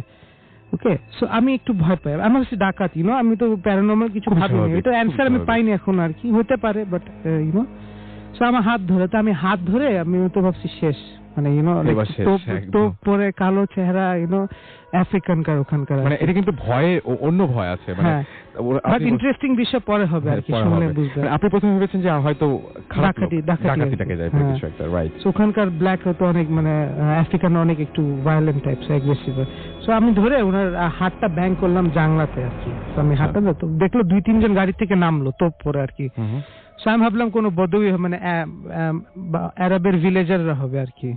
তো দেখে ও আমার পিছনে, আমি তো আল্লাহর নাম নিয়ে দৌড়াচ্ছি, ও আমাদের পিছনে দৌড়াতে তো আমি এক পয়েন্টে বাসায় অফিস ক্রস করে আব্বুর আমি বাসায় পৌঁছালাম। বাসায় পৌঁছে আম্মুকে মামা এরকম হলো। তো মামা বলে তুমি এক কাজ করে নিচে যাও, পুলিশ আছে, পুলিশকে বলো হতে পারে ওরা ওখানে যায় একটু করবে আর কি। নিচে কপ টপ ছিল অনেকগুলো, আমি যাই বললাম কি এরকম কাহিনী হয়েছে। তো আমাকে আরবিকে বলে কি সময় দেখছিস কয়টা বাজে? আচ্ছা, শুফতাল ওয়াক্ত। আমরা বলে তুই ঘড়ি দেখতেছিস কয়টা বাজে? আমি 11টা। কোন জায়গায় হয়েছে? বলে এই যে কিং ফাহাদের প্যালেসের পাশে গুলি দিয়ে নিয়ে আসতেছে। ও আমার বলে কি টাইম, আমরা ওখানে যাই না, তোর এত বড় সাহস কি তুই ওখান থেকে গেলি কেন রাত 10টায়? ওটা আমরা ভয়ে যাই না, তুই জানিস ওখানে কত ডেঞ্জারাস, কত হন্টেড। সো আমি বললাম, আমি তো মানে বললাম, আমি মানে ইয়াং ছিলাম একটু, রেড হটেড, আমি দূর, আমি সব বিশ্বাস করি না। তো ফ্রেন্ডদেরকে ফোন দিলাম, বললাম কি হয়তো হকি স্টিক নিয়ে সব 10-12 জন মিলে আসলো সব। আমি বললাম চল, সব অ্যারাব ফ্রেন্ড কিন্তু আমার, অ্যারাব মানে ককটেল আর কি। সো গেলাম, আমরা যাই ওখানে দাঁড়ায় আছি অনেকক্ষণ, দেখি কেউ কিছু নাই, কোনো ট্রেস নেই। তো ওখানে আমার আব্বুর অফিস পাশে, তো মেইন রোডে যেতে হলে অফিস ক্রস করে আপনাকে যেতে হবে আর কি, একটু ডিস্টেন্স। সো আমরা ওই আঙ্কেলকে জিজ্ঞালাম, ওখানকে দারোয়ানকে হারেস বলে আর কি। তো আমি বললাম কি এখানে কোন গাড়ি যেতে দেখছেন বা কোন গাড়ি যেতে দেখছেন? ওই রাস্তাটা এমন আর কি, ওখান থেকে যেতেই হবে, একটাই ওয়ে বাইর হওয়ার আর কি। সো বললো না বাবা, আমরা তো এখানে, আমি তো 2 ঘন্টা ধরে বসে আছি, কোনো কিছুই দেখলাম না, তোমারই দেখলাম দৌড়াইতে এখানে। আমি বললাম আচ্ছা ঠিক আছে। তো আমরা অনেকক্ষণ দাঁড়ালাম। তো ওখানকার লোকাল যেটা বিশ্বাস করে, আমি যেটা পরে বুঝলাম, তো হইতে পারে ওটা খারাপ কিছু ছিল, লাইক। আর ওখানে অনেক অ্যাবান্ডেন্ট আর কি, এখানে গভর্নমেন্ট সাইনবোর্ড দেওয়া আছে, যদি এখনো যদি সৌদির লোকরা যারা শুনছেন, ওখানে গভর্নমেন্টলি স্ট্রিক্টলি বিলবোর্ড দেওয়া আছে, এন্ট্রি প্রহিবিটেড। ঠিক আছে, এই ঘরটা ভাঙলো না, শ্বাস ভাঙতে পারলো না। অনেক মানে আর্টিকেল লেখা হয়েছে এটা নিয়ে, ঘর নিয়ে, কিং ফাহাদের ঘর নিয়ে, মাদিনা রোডে যেটা সিচুয়েটেড আছে। আপনারা যদি গুগল করতে পারেন তাহলে ভালো হয়। আর এটাই হচ্ছে ঘটনা একটা। আর আপনি বলছিলেন ওই যে ওই রোডটার কথা, এটা তো আমি জানতাম না এই জিনিসটা, যে সন্ধ্যার পরে ওখানে আর যাওয়া যায় না। কোথায় যেন রাস্তাটা? এটা আমি বলি, এটা হচ্ছে ওয়াজিয়াল জিন বলে, যে মাদিনা থেকে 35 কিলোমিটার দূর নর্থে, মাদিনা রোড নর্থের দিকে আর কি।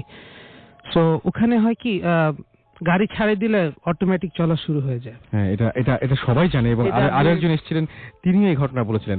আপনার সাথে কি হয়েছে? হ্যাঁ, ইউটিউবে আপনারা দেখতে পারবেন অনেকগুলো ভিডিও। বাট আমি তো বিশ্বাস করতাম, আমি ভাবতাম কি আওয়াজের ইকোর জন্য, অনেক বড় বড় পাহাড় তো, মরুভূমি একটা, আমি ভাবতাম আওয়াজের জন্য বা কোনো একটা ফ্রিকশনাল ফোর্সের জন্য আর কি ওই জিনিসটা আমাকে পুল করে। বাট ফ্রেন্ডে বললাম কি একটা কাজ কর, আমরা যাই, আমাদের একটা গাড়ি ছিল, ছোট গাড়ি, তো এটা করলার মতন আর কি।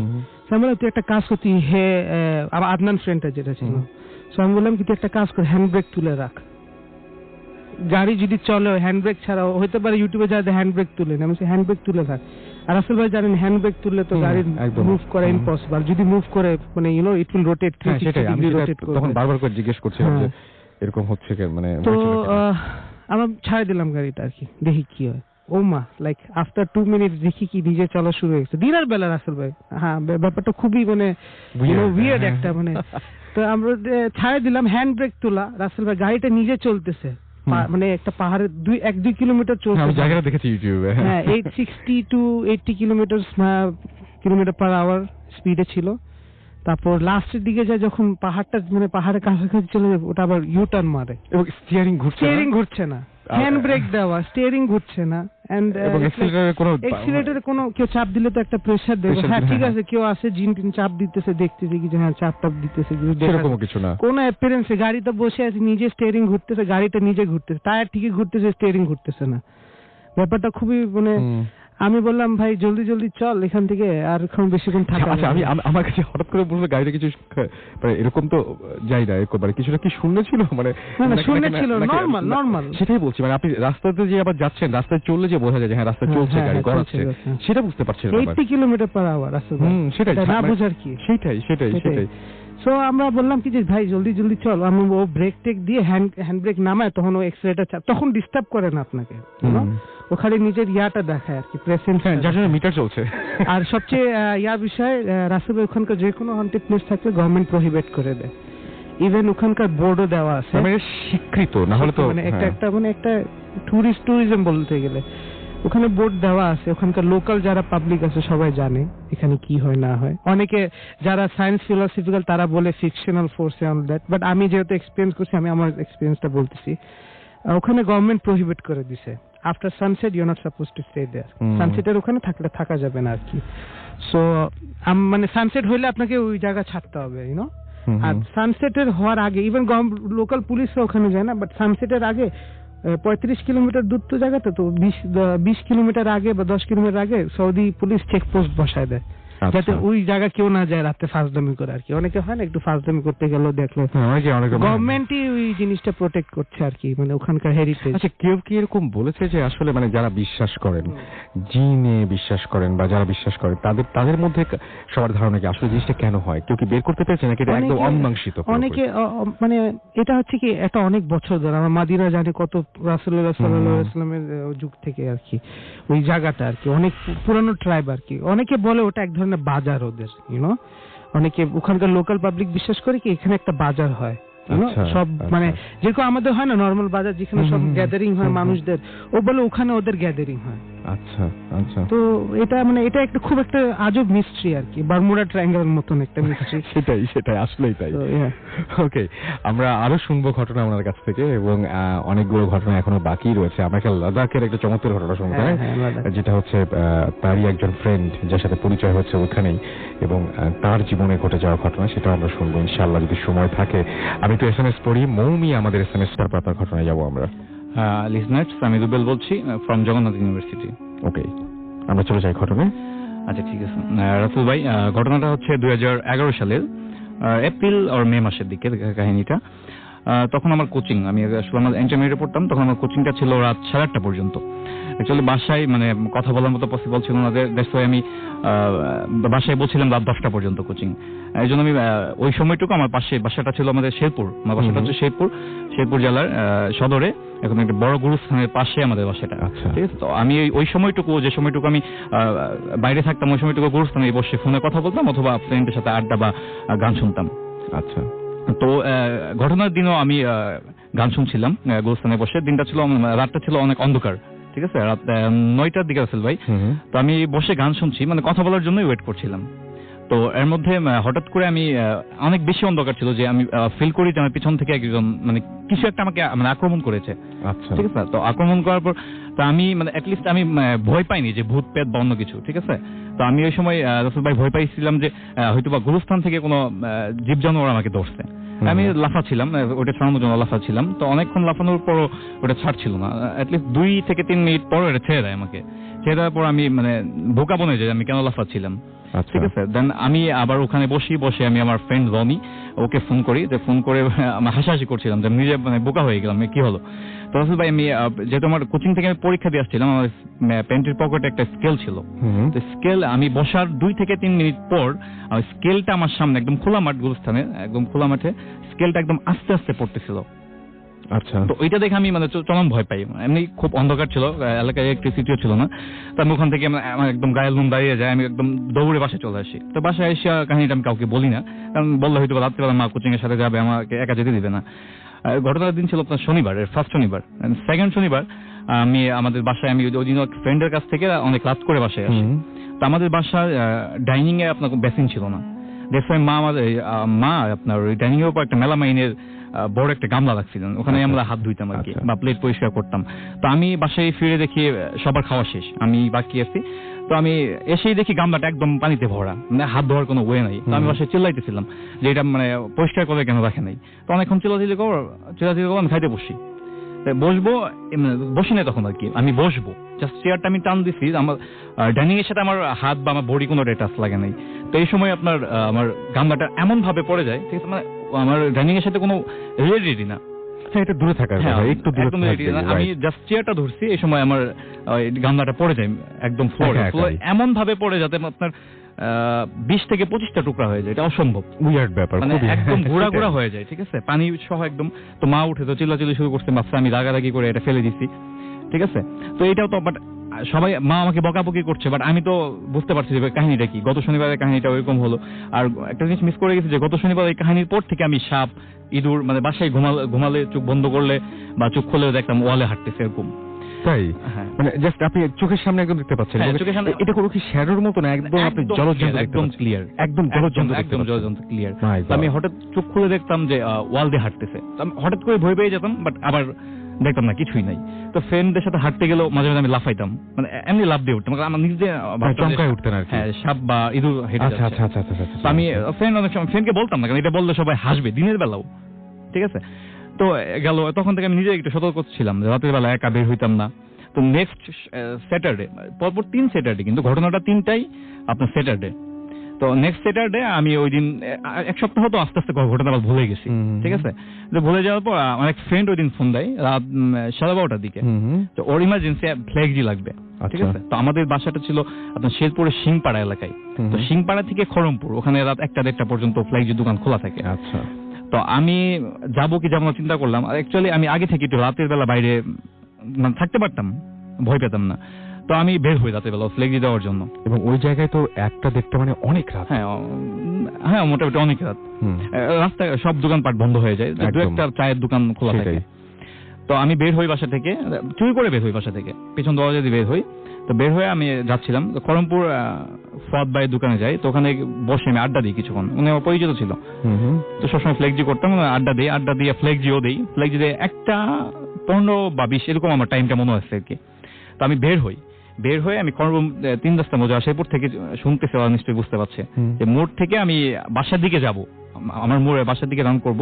তো এই সময় দেখি একটা মেয়ে, টোটাল আপনার মেয়েটার ড্রেসটা হচ্ছে একদম সাদা জামা, ক্লাস 3-4 মেয়েরা যেরকম পরে আছে, ফ্রক, কিন্তু নিচে লাল পাড়, ইভেন পায়ে আলতা দেওয়া।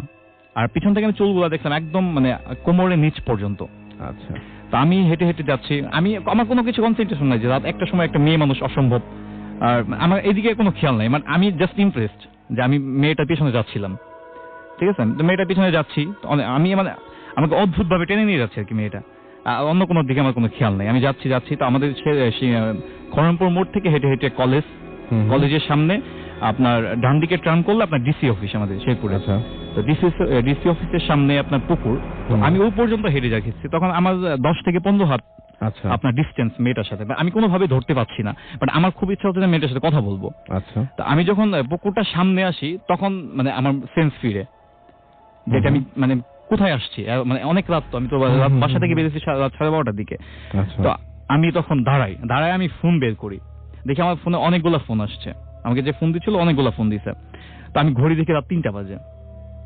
আচ্ছা। তখন আমি শকড, মানে আমি তখন ভয়টা পাই। আমার একদম মানে অন্ধকার এবং ওইদিকে রুট লাইট গুলো অফ থাকে, নষ্ট থাকে, অনেক অফ থাকে। তো আমি ওই সময় প্রচন্ড ভয় পাই এবং দাঁড়াই যাই ওখানে। আমি দাঁড়ানোর সাথে মেয়েটাও দাঁড়াইছে। আমি ঘড়ি যখন 3টা দেখছি, কারণ আমি খড়মপুর থেকে ডিসি অফিসে আসতে আপনার 15 মিনিটের বেশি লাগার কথা না, হেঁটে আসলো 12 থেকে 15 মিনিট লাগে। তো আমি রাত 3টা বাজে কিভাবে সময়, আমি তো এত বেশি হাঁটি নাই, রাইট, ঠিক আছে। তো আমি রাসেল ভাই তখন দেখি মেয়েটা আমার দিকে আসতেছে, ঠিক আছে। আমি জাস্ট তাকায় আছি, ইভেন আমি নড়তেও পারছি না, দৌড়াতেও পারছি না, আমি একদম ঠান্ডা, একদম জমে গেছে। তো এই সময় আসছে, তো এসে মেয়েটা আমাকে টাচ করে, আমাকে টাচ করার সাথে সাথে আমি জ্ঞান হারাই, ঠিক আছে। টাচ করার সাথে সাথে জ্ঞান হারাই। তো জ্ঞান আমার যখন ফিরে, সবচেয়ে ইম্পর্টেন্ট এটা হচ্ছে যে আমি যখন জ্ঞান ফিরে তখন আমি গুরুস্থানে। এটা কি বলেন, এটা খুব অদ্ভুত ব্যাপার। আমি আর ছোট থেকে মানে আমি ওই জায়গাটাই, যে জায়গাটা বেশি খেলাধুলা করি, ইভেন কথা বলি, ফার্স্ট ঘটনাটা যেখানে হয়েছে, ইভেন সবসময় ওই জায়গাটা দিয়ে থাকি। ইভেন আমি রাত 12টা, 1টা, 2টা, 3টা সবসময় ওখানে যাইতাম, যেখানে সন্ধ্যার পরে অনেকে যাইতে ভয় পাবে একা। তো আমি জ্ঞান ফিরে আমাদের এলাকায় একটা মিয়াদ ভাই, মানে আমাদের সিংপাড়া মিয়াদ ভাই, সবাই চিনবে মানে এলাকার। তো উনি এসে আমাকে আমার ঘুম ভাঙায়, আমাকে জাগায় আর কি। আমি ওঠার পর আমাকে বলে তুই এখানে শুয়ে আসছিস কেন? আর ব্যাপারটা ওর কাছে হয়তো ওয়ার্ড লাগে না, কারণ ও জানে যে আমি এই জায়গায় এসে ফোনে কথা বলার জন্য বা যেখানে কারণে হোক আমাকে কেউ খুঁজে না পেলে আমাকে ওখানেই পাবে। রাইট। আমি আপনার আমি তো অবাক হয়ে যাই যে আমি এখানে কিভাবে, তখন আমার পুরো রাতের কাহিনীটা মনে পড়ছিল। ইভেন বাসায় এখন আমার ভাইয়া শুনছে, জুয়েল, ও সিলেট থাকে, ওই দিন সকালবেলা বাসায় গিয়ে আমাকে মার খাইতে হয়েছিল যে আমি রাতের বেলা বাসা থেকে চলে গেছি। আচ্টা, ঠিক আছে, ও আমাকে মারছে, তারপর আমি কাহিনীটা ওকে মানে ও তখন বলা হয় নাই, পরে অবশ্যই শেয়ার করা হয়েছে। এই ছিল আমার কাহিনী আসলে ভাই। এবং আপনি গোরস্থানে, এবং আপনি তখন তো নিজে মানে যখন কেমন অনুভূতি হয় যে আপনি সকালবেলা চোখ খুলে যখন দেখেন যে আপনি গোরস্থানে, তখন কেমন? আসলে ভাই এখন মনে পড়লে আমার আপনাকে কি বলবো, যে আমি যেখানে আপনি ইচ্ছা করে যাচ্ছেন সেটা অন্য ব্যাপার, বাট একজন মানুষ আপনাকে স্পর্শ করার সঙ্গে সঙ্গে আপনি সেন্সলেস হয়ে গেলেন। আমি তখন ছিলাম ডিসি অফিসের সামনে, শেরপুরে যারা থাকে অবশ্যই চিনতে পারছে, ডিসি অফিসের সামনে। সেখানে জ্ঞান হারানোর পর আমাকে কিন্তু কেউ জ্ঞান ফেরাইতে হয় নাই, বা আমাকে কেউ বাসায় নিয়ে আসি না, আমি নিজেই। উনি কিন্তু অনেক মানে কি বলবো যে ডিটেলড একটা ঘটনা বলেছেন, এবং সবচেয়ে বড় কথা যেটা সেটা হচ্ছে যে উনি যেভাবে বলছেন আপনি এটা বুঝতেই পারছেন যে ঘটনাটা তাকে কতটা নাড়া দিয়েছিল, এবং কেমন লাগলো। আমার তো মনে হয় যে অনেক ভালো লেগেছে আপনাদের, এবং যেমনই লাগুক না কেন আমাদের ফেসবুকে অবশ্যই জানাবেন যে এই ঘটনাটা আপনাদের কেমন লাগলো। আজকে রাতের বেলা এরকম বেশ কিছু চমক আপনাদের জন্য আছে, সুতরাং আমাদের সঙ্গে একটু থাকতে হবে আপনাদেরকে। আর সেই সাথে আরেকটা জিনিস জানিয়ে দেবো, সেটা হচ্ছে যে অবশ্যই মানে আপনি এই মুহূর্তে হয়তো বাসায় আছেন, আমি একটু আপনাকে জাস্ট ফিল করানোর জন্য বলছি যে আপনারই যদি এরকম মনে হয় যে আপনি ঘরের মধ্যে কোনো একটা কিছু দেখলেন, কোনো একটা স্পিরিট বা জিন বা যাই বলুন না কেন, কিছু একটা আপনার সামনে ভেসে উঠলো, সেটা ছেলে হোক বা মেয়ে হোক বা যাই কিছু হোক না কেন, এবং সে আপনাকে স্পর্শ করা মাত্র আপনি ঘুমিয়ে গেলেন বা সেন্সলেস হয়ে গেলেন, এবং সকালবেলা উঠে যদি আপনি আবিষ্কার করেন যে আপনি আপনার এলাকার গোরস্থানে, ব্যাপারটা কেমন হবে। মানে আমার সবচেয়ে আজব লেগেছে, যার জন্য আমি ঘটনাটা সিলেক্ট করেছিলাম, যে একটা মানুষের সকালবেলায় মানে রাতের বেলায় যে মানুষটা সুস্থ স্বাভাবিক ছিল, সেই মানুষের সকালবেলায় চোখ খুলে একটা গোরস্থানের মধ্যে ঘুম ভেঙে উঠতে কেমন লাগে। যাই হোক, এই ছিল ঘটনা। এবং আমি একটা খবর আপনাকে আরো একবার জানিয়ে দিচ্ছি, সেটা হচ্ছে যে সামনে আসছে আমাদের second night of horror, that is ভূত এফএম আউটডোর শো উইথ বন্ধু গ্যারাজ। এই আউটডোর শোতে যদি আপনি জয়েন করতে চান, তাহলে আপনাকে এখনই সাইন আপ করতে হবে www.bondhugarage.club, এবং 500 শব্দের মধ্যে আপনি এইখানে জয়েন করার পরেই আপনার ঘটনা লিখে পাঠান, রক্তহীন করা একটা কাহিনী লিখে পাঠান, এবং যাদের ঘটনা ভালো হবে তারা সবাই থাকবেন আমাদের সাথে। আমরা সবাই মিলে একটা হন্টেড প্লেসে যাব, এবং সেখানে গিয়ে সারা রাত লাইভ ভূত এফএম করবো। দুটো জিনিস, একটা হচ্ছে আপনি পার্টিসিপেট করতে পারবেন, আর একটা হচ্ছে আপনি দেখতে পারবেন পুরো প্রোগ্রামটা কেমন ভাবে হচ্ছে। পুরো প্রোগ্রামটা মানে আমরা সেট আপ থেকে শুরু করে যাবতীয় মানে একদম শেষ পর্যন্ত প্যাক করা পর্যন্ত আপনারা সব পুরোটা সময় থাকতে পারবেন। সো এটা একটা অসাম একটা এক্সপেরিয়েন্স। যারা লাস্ট টাইম গিয়েছিলেন তারা জানেন, তাদেরকে আপনারা যোগাযোগ করে আপনারা তাদের কাছ থেকে জেনেও নিতে পারেন। সো আমি আশা করবো যে আপনারা এই সপ্তাহের মধ্যে দ্রুত আপনাদের ঘটনাগুলো লিখে পাঠিয়ে দেবেন। গতবার আপনাদের অনেক রেসপন্স পেয়েছিলাম, আশা করি যে এবারও ব্যর্থ হব না আমরা। আরাফ আমাদের উত্তরা থেকে লিখেছেন যে লাস্ট স্টোরি ওয়াজ ওয়াও। ওকে, আমাদেরকে এমডি রানা এসএমএস করেছেন, আমাদেরকে মঞ্জুরুল, আমরা আরো একটা আউটডোর শো করতে যাচ্ছি, এবং তার প্রমাণ হচ্ছে যে আজকে আপনারা অনেক বেশি এনজয় করছেন। ঘটনাগুলো তো আপনাদের কাছ থেকে আসে। আমাদেরকে এখনো কিন্তু অনেকেই লিখছেন ফার্স্ট স্টোরি ওয়াজ বেস্ট। আচ্ছা, তার মানে হচ্ছে এখন মানে কি বলবো যে এটার মিনিংটা হচ্ছে এরকম যে এখন আপনাকে আপনার প্রথম ঘটনা যেহেতু একটা ভালো ঘটনা শোনাতে হবে, এটা কি সম্ভব? হ্যাঁ, আই গেস লাদাখের কাহিনীটা আমরা শুনি। লাদাখের কাহিনী সবাইকে বুঝিয়ে দেওয়া উচিত যে হ্যাঁ, প্রথম ঘটনার চাইতেও ভালো ঘটনা আছে। তো আমাদের সঙ্গে থাকুন। সো ইয়া, বেসিক্যালি এটা আমার ফ্রেন্ড 2011 আমাকে বলেছিল। সো এটা একটা জুনায়েদ আপনাকে লিখেছেন অনেকে, হ্যাটস অফ, অনেকে প্রশংসা করছেন এই ঘটনায়। ইট হ্যাজ টু বি মানে very good, thank you very much, better আসলে হোপফুলি। সো ইয়া, হ্যাঁ, তো বেসিক্যালি স্টোরিটা হচ্ছে ইন্ডিয়ার লাদাখ। আপনারা অনেকে ছিলেন, খুব একটা ফেমাস টুরিস্ট স্পট, বাট ওখানে অনেক প্যারানর্মাল হয়। আর আমার ফ্রেন্ড যেটা বলেছেন ওনার আত্মীয়র সাথে মানে এটা ঘটনা আর কি। আর এটা নিয়ে ইন্ডিয়ান টাইমস আর ইন্ডিয়ান অনেক নিউজ পেপার, আমি মেনশন করছি না যেটা ভুলে মেনশন করে ফেলছি, বাট আর্টিকেলও লেখা হয়েছে। ইভেন একটা ফেমাস শো করা হয়েছিল, মানে প্যারানর্মাল শো, ওখানে অনেক এই জিনিসটা নিয়ে টানা হয়েছে। এটা একটা ট্রু স্টোরি আর কি। সো বেসিক্যালি এটা হচ্ছে একটা ফ্যামিলির, যেটা একটা ফ্যামিলিতে বাবা মা আর একটা মেয়ে। সো বেসিক্যালি যেটা হয়, ওরা তিনজন মিলে হানিমুনে যায়, মানে ওর আব্বু ওর আম্মু আর ওনার যে মেয়েটা থাকে, ওনারা সবাই হানিমুনে যায় কিছুদিন পর। সো সবাই যায় একসাথে। হানিমুন বলতে গেলে একটা ছোট একটা লাদাখের ট্রিপ, ঠিক আছে। সো ওরা যায়, যাওয়ার পর ওর মাকে হঠাৎ করে একটা হোটেল ছিল, হোটেলের নাম নিচ্ছি না, সো ওই হোটেলের গার্ডেনে যখন ওরা যায় তখন ও পজেস হয়ে যায় ওর মাটা, ঠিক আছে। পজিশন হওয়ার পর পরে যেটা জানলো অনেকে ওখানে প্রিস্ট দেখালো, তো উনি যখন উনি বোম্বেতে যখন আসে ওনার ইয়াতে, তো বোম্বেতে আসার পর ওনাকে মানে দেখা গেল 7টা জিন পজেস্ট করছে ওনাকে। আচ্ছা। আর অনেকে বলে 7টা স্পিরিট, যেটা ইংলিশে বলে আর কি। তো করার পর ওর মাকে 12 বছর প্রায় রাসেল ভাই হিন্দু পণ্ডিত থেকে শুরু করে মুসলিমের মোল্লার থেকে শুরু করে সবার কাছে গেছেন আর কি, সবার কাছে গেল আর কি, সব রিলিজনের গেল, কোন সুফি লোকদেরকে দেখো দরবার দেখালো, কিচ্ছু হলো না। আর 12 বছর আর কি ওই জিনিসটা পজেস করে আসে, 7টা জিন আর কি। আচ্ছা। সো করার পর যখন মেয়েটা বড় হয় আস্তে আস্তে, তখন একটা মোল্লা, একটা খুবই ফেমাস মোল্লা, যেটা একটা জায়গা আছে, না মেনশন করবো না মোল্লাটা কোথা থেকে। সো উনি বলেছেন কি তুমি একটা কাজ করবা, যখন তোমার মেয়ে 18 বছর তোমার মেয়েকে মা থেকে দূর করে দিবা। অথচ মাটা একটা রুমে পড়ে থাকতো, কেউ ওখানে ঢুকতো না, কোনো খাওয়া নেই, পা হাত মোড়াতো, উইয়ার্ড পজিশন নিত। আমরা জানি আমাদের বডিতে 206টা বোন, 206 বোনস থাকে, এমন কোনো বোন নেই যে সে ভাঙে নেই, ভাঙতো, মোড়াইতো হাত, মানে মাটা পজিশন কারণে, যেটা নর্মাল ছবিতে দেখা হয় ওভাবে করতো। তারপর করার পর তো একে বড় হলো কি মাথি দূর, যাতে ওর মেয়েকে পজেস না করে পরে। তো অনেকক্ষণ পর 18 বছর যখন মেয়েটা হয়েছে, মেয়েটা ইউএসএ চলে যায়, ইউএসএ থেকে আবার আসে বেড়াতে, মাকে তো দেখতে দেন ওর বাবা। তারপর আর কি যেটা হয়, ওর মেয়ে যখন ইউএসএ তে যায়, তখন একটা খুব ফেমাস, একটা খুবই যারা এক্সোরসিজম প্রফেশনাল আছে, যারা হিডেন থাকে, বুদ্ধিস্ট কিন্তু ওই প্রিস্টটা, তো ওকে ডেকে নিয়ে আসলো আর কি ইউএসএ, ওর মাকে ঠিক করানোর জন্য, যাতে ওর মাকে দেখবে আর কি। সো ওরা চেষ্টা করছে লাস্ট টাইম একটা এক্সোরসিজম পারফর্ম করতে, যদি এইটাই সবচেয়ে মানে আজব টাইপের এক্সোরসিজম। হ্যাঁ, সেটাই। এক্সোরসিজমের কিছু রুল হচ্ছে, যেটা যখন একটা মানুষ পজেস্ট করে আছে ওর চোখে না দেখতে।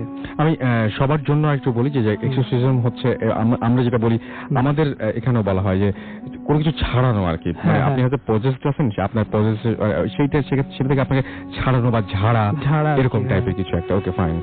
সো ওর রুল ছিল কি কেউ ওই জিনিসটা চোখে দেখবা না। সো তো ওটার পরের পর মানে সবাইকে বোঝানো হলো, তোমার আম্মু ভিতর থেকে আওয়াজ করবে, হ্যাঁ আমি তোমার আম্মু, আমাকে বাঁচাও, হ্যান ত্যান, বলবা না আর কি, সহজে বলবা না। সো ও করলো, first time position exorcism perform করলো, কোনো লাভ হলো না। আচ্ছা। সেকেন্ড টাইম যখন এক্সারসিজম পারফর্ম করতে যায় বুদ্ধিস্ট প্রিস্টটা, সে খুবই একটা ফেমাস প্রিস্ট, ডক্টর কি যেন আমি ভুলে গেছি নামটা, খেয়াল নাই আর কি। তো ওই ডক্টরটা বললো কি যে আচ্ছা আমি সেকেন্ড টাইম পারফর্ম করব, ঠিক আছে, এবার পসিবিলিটি লাগছে। তো সেকেন্ড টাইম যখন পারফর্ম করতে যায় এক্সারসিজম, তখন হয় কি ওর মেয়েটা না লাদাখের ওই জায়গাটা যেখান থেকে ওর মা পজেস হয়েছিল ওখানকার হিস্ট্রি জানতে চায়, ব্যাকগ্রাউন্ড। সো মেয়েটা যায়, ব্যাকগ্রাউন্ড জানা শুরু হলো, কি ছিলটা কি ওই জায়গায়, কেন এরকম হলো, রিজনটা কি। সো কিছু অনেক হিস্ট্রি ঘাটার পর গুগলে সার্চ করলো, মানে অনেক রিসার্চ করছে সে ওই জায়গার ব্যাপারে, জমিন জমান যা ছিল ওখানে লাদাখের অনেক আগে তো হঠাৎ করে মানে কি যখন লাদাখ একটা সেপারেট স্টেট ছিল, তখন ওখানে একটা বাসা, একটা বিল্ডিং নাম বাসা হওয়া হতো, তো বাসা ধসে পড়ে যায়। ওই বাসার ভিতরে 7টা জিন ছিল না মানুষ ছিল, আমি এটা সঠিক বলতে পারতেছি না, বাট 7টা একটা এন্টিটি ছিল এক ধরনের, ঠিক আছে। ওই 7 জন মিলে পজেস করছে আর কি। আচ্ছা, তাকে ধসে যাওয়ার কারণে ক্ষতিগ্রস্ত হয়েছিল। হ্যাঁ, তো মেয়েটা কি করছে, 7টা যারা মারা গেছে বা যারা জিন টিন মারা গেছেন, তো ওদের নাম জানলো আগে। আচ্ছা, নাম জেনে 7 জনের নাম নিয়ে গেল। যেহেতু এক্সোরসিজম কাজ করতেছে না, এখন মানুষের নরমাল মানুষ বলে না, মানুষের পাওয়ার সবচেয়ে পাওয়ারফুল, মানুষের বুদ্ধি। সো কি করলো, 7 জনের মানুষের নাম জানলো, নাম জেনে গেল ওর ইয়ার কাছে। এক্সোরসিজম পারফর্ম করছে, নরমাল হচ্ছে না, অনেক চেষ্টা করে হয় না, মানে রোজ ওয়াটার ছিল, মানে কিছুই হয় না। আরে বুদ্ধিস্টের এক্সোরসিজম খুব ডিফারেন্ট হয়। বুদ্ধিস্টের এক্সোরসিজম হয় ওরা এক ধরনের বাঁশি বাজায়, ঢোল বাজায় এক ধরনের, আর ওকে সার্কেল করে অনেকগুলি বুদ্ধিস্ট প্রিস্ট মিলে এক্সোরসিজম পারফর্ম করে, ইউটিউবে দেখতে পারবেন। আর যেহেতু করতেছে হচ্ছে না আর কি, তো অনেক হচ্ছে না। তারপর মেয়েটা কি করলো, মেয়েটা যে ওর মার কাছে গেল, গিয়ে বললো হ্যাঁ অমুক তোমাদের 7 জনের মধ্যে এই লোক, মনে করেন এক্স আর কি লোকের নাম, তোমাদের 7 জনের মধ্যে যে নাম এক্স আছে ও আমার কাছে আসছিল কালকে রাত্রে। আচ্ছা, ও বলছে আমার বাসায় একা, আমার সাথে আমাকে ও একা পজেস করবে। ট্রিক, এটা ট্রিক আর কি, মাইন্ড ট্রিক। ওদের ভিতরে 7টা জিনের মধ্যে একটা ঝগড়া লাগানোর জন্য। তো এভেন্চুয়ালি এটা কাজ করলো। তো ও প্রথমে ওই 7 জন শক হইলো কি তুই কেমনে জানলি কি যে আমাদের নাম এটা, ওরা তো শক। তো ওদের মধ্যে একটা ফাইট শুরু হয়ে গেল। ওখানে খালি কর্নার রুমে মানে 7টা ভয়েসের কথা হচ্ছে। ওরা মানে সবাই শুনতে পাচ্ছে, সবাই দেখতেছে, 7 জনের সাথে আলাপ করতেছে। Very interesting. হ্যাঁ, ওরা আলাপ করতেছে। ও বলে না আমি ছাড়বো না, মানে আমি থাকবো। ও বলে না আমি থাকবো। ওই 7 জনের মধ্যে সব ধরনের এজের লোক ছিল, বাচ্চা ছিল, মানে নর্মাল মানে 40-30 ইয়ার্স, সব গ্রুপ, মানে 6 কম্বিনেশন গ্রুপের এজ লোক ছিল। ওরা নিজের মধ্যে ঝগড়া করতে করতে, আর এখানে কি করছে এরা এক্সোসিজম চালু করে দিছে, যেহেতু ওদেরকে বিজি করে দিল আর কি। ওরা 7 জনের মধ্যে কনফিউজড হয়ে গেল। তো বিজি করে উনি কি করলো, এক্সোসিজম পারফর্ম করছে। এক্সোসিজম পারফর্ম করে, যেহেতু ওর পাওয়ারটা কমে গেছে আর কি, এক্সোসিজম পারফর্ম করে ইয়াটা হয়ে গেল আর কি, এক্সোসিজম সাকসেসফুল হলো। 7 জন ইয়াটা ছেড়ে দিল। ছাড়ার পর এখন হলো কি ইভেন্চুয়ালি ওর মাটা মারা যায় লাস্টের দিকে। মানে ওর বডি যখন ডক্টরের কাছে নিয়ে যাওয়া হয়, বম্বের একটা খুব ফেমাস, আমার ফ্রেন্ডটা বলতে ছত্রপতি শিবাজি টার্মিনাল একটা স্টেশন আছে ইন্ডিয়াতে, ওই ট্রেনে, লোকাল ট্রেনে মাকে এমনি উঠায় নিয়ে যাচ্ছিল, ঠিক আছে? নিয়ে যে রাস্তার মধ্যে মা দম আটকে নেয়, ওই স্টেশনে আর কি। তো রেলওয়ে স্টেশন যেটা হয় ওখানে দম আটকে গেছে। হসপিটালে নিয়ে যাওয়ার আগে যখন ডক্টরের কাছে নিয়ে যাওয়ার পোস্টমর্টম করবেন, বললো 206 মানে ভিতরে যত বোন ছিল সব তো সব ভাঙে গেছে। আচ্ছা, শখ হলো কেমনে একটা মানুষ জীবিত থাকে। আচ্ছা, আমি একটা জিনিস জাস্ট জানতে চাচ্ছি যে মানে আমি জাস্ট ভাবছিলাম এরকম যে এরকম কি হতে পারে, মানে ডাক্তার কি এরকম কিছু বলেছিল যে ওনার কোনো মেন্টাল ঝামেলা ছিল, এরকম কোনো কিছু? ডক্টর যেহেতু ওর সবকিছু চেক করলো, আপনি জানেন প্রত্যেকটা জিনিস চেক করা হয়, নর্মাল ব্রেনের যেটা সেলস নর্মাল ফাংশন করছে এগুলো না, সব ঠিক আছে, দ্যাটস জাস্ট বিকজ বোনস, প্রত্যেকটা বোনস ভাঙা বডিতে। আর এটাও বলছিল ডক্টর দ্যাট এতদিন মানুষ কেমনে না খায় থাকতে পারে। 12 years of position with 7 genes. Interesting. So এই জিনিসটা অনেকে জানি না, স্পিরিটস বলে, এটা ইন্ডিয়াতে কিন্তু একটা ফেমাস কাহিনী। এটার উপর অনেক বড় একটা ইয়াও আসছে আর কি, ইউটিউবে ভিডিও। যারা ইন্ডিয়াতে আছেন এই মুহূর্তে নিশ্চয়ই আমাদের আরো আপডেট দিতে পারবেন। আপডেটস আমরা চাই আপনাদের কাছ থেকে, এবং আপনারা অবশ্যই এই ঘটনাটা আরো মানে যারা জানেন, সেটাই। সো বেসিক্যালি তো ডক্টর গেল, তো চেক করলো, ডক্টর তো বললো এরকম কেস তো আমি আমার লাইফে ফার্স্ট টাইম দেখছি আর কি। সো বেসিক্যালি মা ইভেন্চুয়ালি মারা যায়, এটা খুব একটা বড় লস। আই হোপ মানে এটা খুব একটা বড় লস আর কি। এটা খুব আর্টিকেলসে আসলো, মানে হইচই করলো আর কি স্টেটের মধ্যে। ইন্ডিয়ার নর্মাল স্টেট নিউজ পেপার যেটা হয়, মহারাষ্ট্রের নিউজ পেপার, ওখানে অনেকবার পাবলিশ করা হয়েছে আর কি। এই আর কি ঘটনাটা রাসেল ভাই, 7টা জিনের পজিশন। ওকে, দেখা যাক আমরা কি রকম রেসপন্স। ডোন্ট স্টপ দ্য ফুর্তি।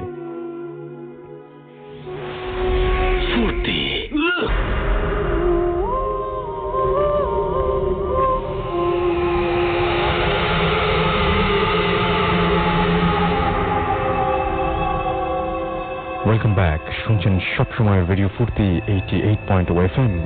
আমি রাস্তাল আছি, সাথে আমার সাথে রয়েছে মাসুম এবং আজকের অতিথিরা। আপনাদের সবাইকে আরো একবার স্বাগত জানাচ্ছি ভূত FM-এ। আমরা চলে যাব আমাদের পরবর্তী ঘটনায়। আমাদের নতুন একজন অতিথি আছেন, তাকে আমি কিছু কোয়েশ্চেন করতে চাই, এবং তারপরে রিসেন্ট একটা ঘটনা ঘটেছিল, সেই ঘটনাটা আমরা শুনবো। আচ্ছা, শুরুতে আপনার নামটা জানি একটু। হ্যালো লিসেনার, আমি রাব্বি বলছি। রাব্বি, আপনার ওল্ড টাউন, রাইট? ওল্ড টাউনে আপনার বাসা। আপনার বাসায় সাধারণত কোন ধরনের ঘটনা ঘটে যেগুলো আপনাদের অনেক ডিস্টার্ব করে?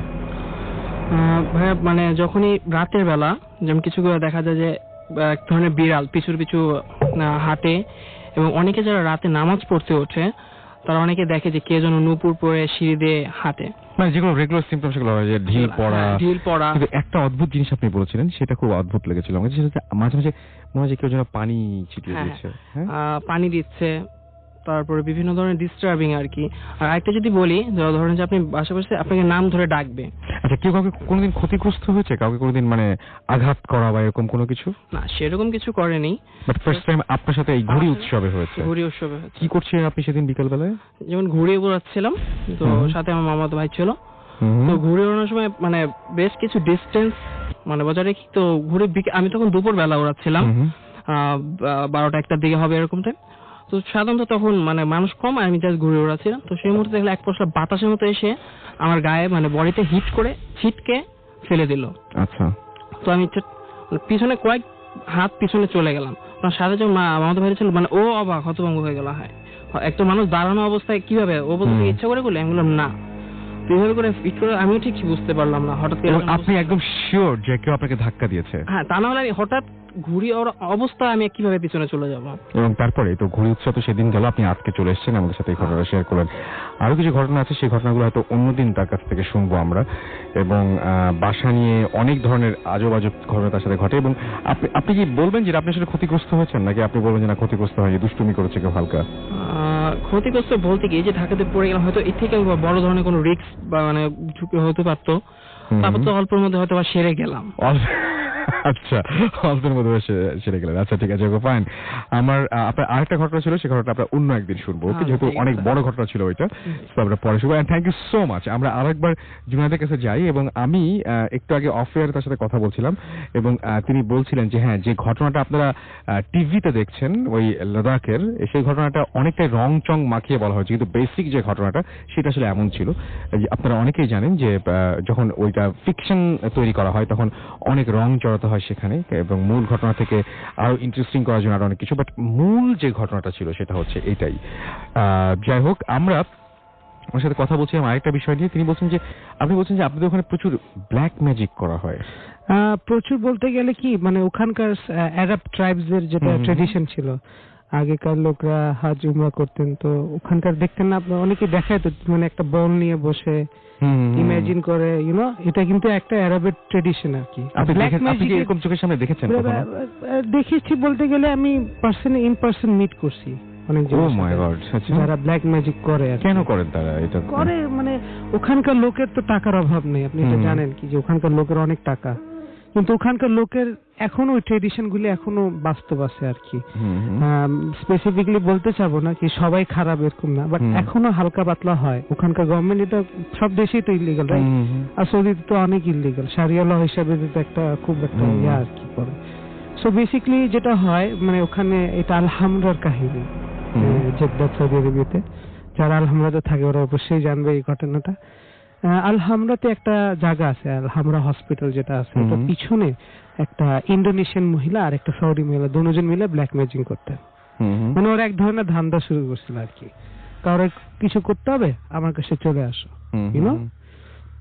তো এরকম অনেক ফ্যামিলি যেত যারা গরিব, ওখানকার আবার কালচার কি, একজন অনেক পয়সাওয়ালা আর ওদের ফ্যামিলি মেম্বার গরিব আর কি, ইউনো। সো যারা গ্রামে থাকে ওদের মধ্যে ওইসব জিনিস এখনো আছে আর কি, মানে ওদের তো ভীষণ টাকা, ইউনো। সো বেসিকলি ওখানকার ট্রাইবাল যারা আছে ওরা এখনো ব্ল্যাক ম্যাজিক করে। তো এই ইন্দোনেশিয়ান মহিলা আর কি বলে একটা সৌদি মহিলা, এই দুইজন মিলে তারা ব্ল্যাক ম্যাজিক করতেন। তো এক ধরনের বিজনেস স্টার্ট করে দেন। কাউরে মনে করেন কাউকে পানি খাওয়ানো, এন তেন করানো, আবল তাবল, ইউনো, এইসব হইতো। সো দুইজন মহিলা করতো কি যে সারাক্ষণ ওরা একটা অ্যাপার্টমেন্ট ভাড়া নিয়েছিল, আর আপনি যখন একটা অ্যাপার্টমেন্ট ভাড়া নিচ্ছেন তো আপনাকে ফুল ডিসক্রিপশন দিতে হয় আপনার ব্যাকগ্রাউন্ডের ব্যাপারে, ব্যাকগ্রাউন্ড চেক দিতে হয়। সো ওরা নিজে ব্যাকগ্রাউন্ড চেক দিছে কি যে সৌদি মহিলা একা ওনার কেউ নেই, আর ইন্দোনেশিয়ান মহিলাকে মেড বানায় রাখছিল আর কি। সো ওরা দুজন থাকতো, সারাক্ষণ ব্ল্যাক ম্যাজিক করতো। নেবাররা খুব একটু শখ, কারোর সাথে কথা নাই কিছু নাই, ইউনো, সবকিছু ইম্পার্সোনাল আর কি করতো। তো খালি দেখতো কি ওরা পানি আর এতগুলা পুতুল, ইউনো, কালো কালো পুতুল। তো ওরা দেখতেন ডাস্টবিনে যখন আপনার থ্রাশ হয় না, ওখানে সব ডাস্টবিন নিজের দরজার বাইরে, অ্যাপার্টমেন্টের বাইরে সব ডাস্টবিন রাখে দেয়।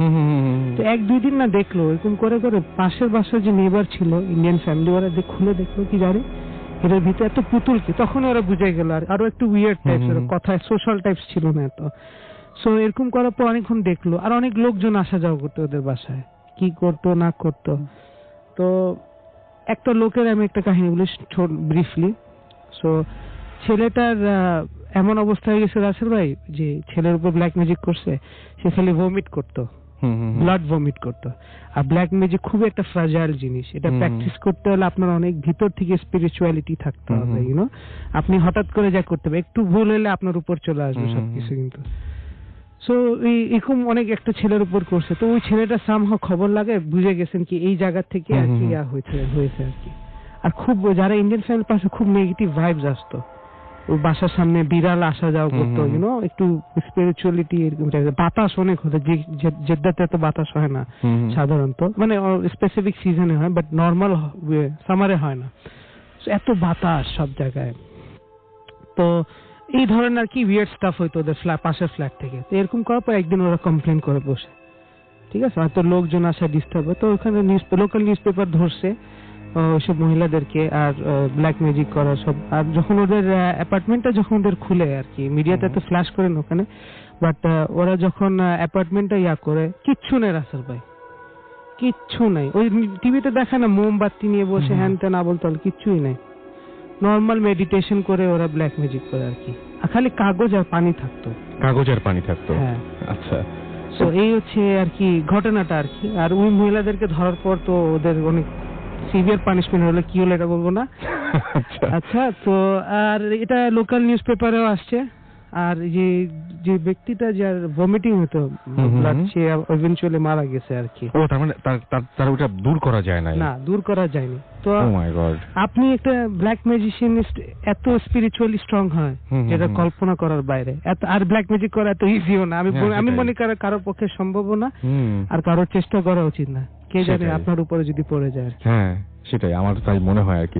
And thank you so much. অনেক কষ্ট করে আপনি অনেক মানে এই সময়টা, প্রতিটা মুহূর্ত অনেক আপনার জন্য মূল্যবান। বাইরে থেকে যেহেতু আসছেন, অনেক আত্মীয় স্বজন রয়েছে, তার মধ্যে আপনি আমাদের সময় দিলেন, and thank you very much. এবং রক্তহীন করা একটা ঘটনা, যে ঘটনার কারণে আপনি সরাসরি আমাদের শোতে জয়েন করতে পারেন। আমাদের আউটডোর শো যেটা হবে এই মাসে, সেইখানে আপনি জয়েন করতে পারেন এবং পুরোপুরি লাইভ একটা এক্সপিরিয়েন্স নিতে পারেন, কিভাবে আমরা প্রোগ্রাম করি, কিভাবে কি হয় না হয়। এনিওয়েজ, কথা হবে আবার আগামী সপ্তাহে। সেই পর্যন্ত সবাই ভালো থাকবেন, সুস্থ থাকবেন, সুন্দর থাকবেন, মোস্ট ইম্পর্টেন্টলি ফুর্তিতে থাকবেন। আজকের মতো এখানেই শেষ করছি। Tata. Booth FM. The night comes alive with Gramophone.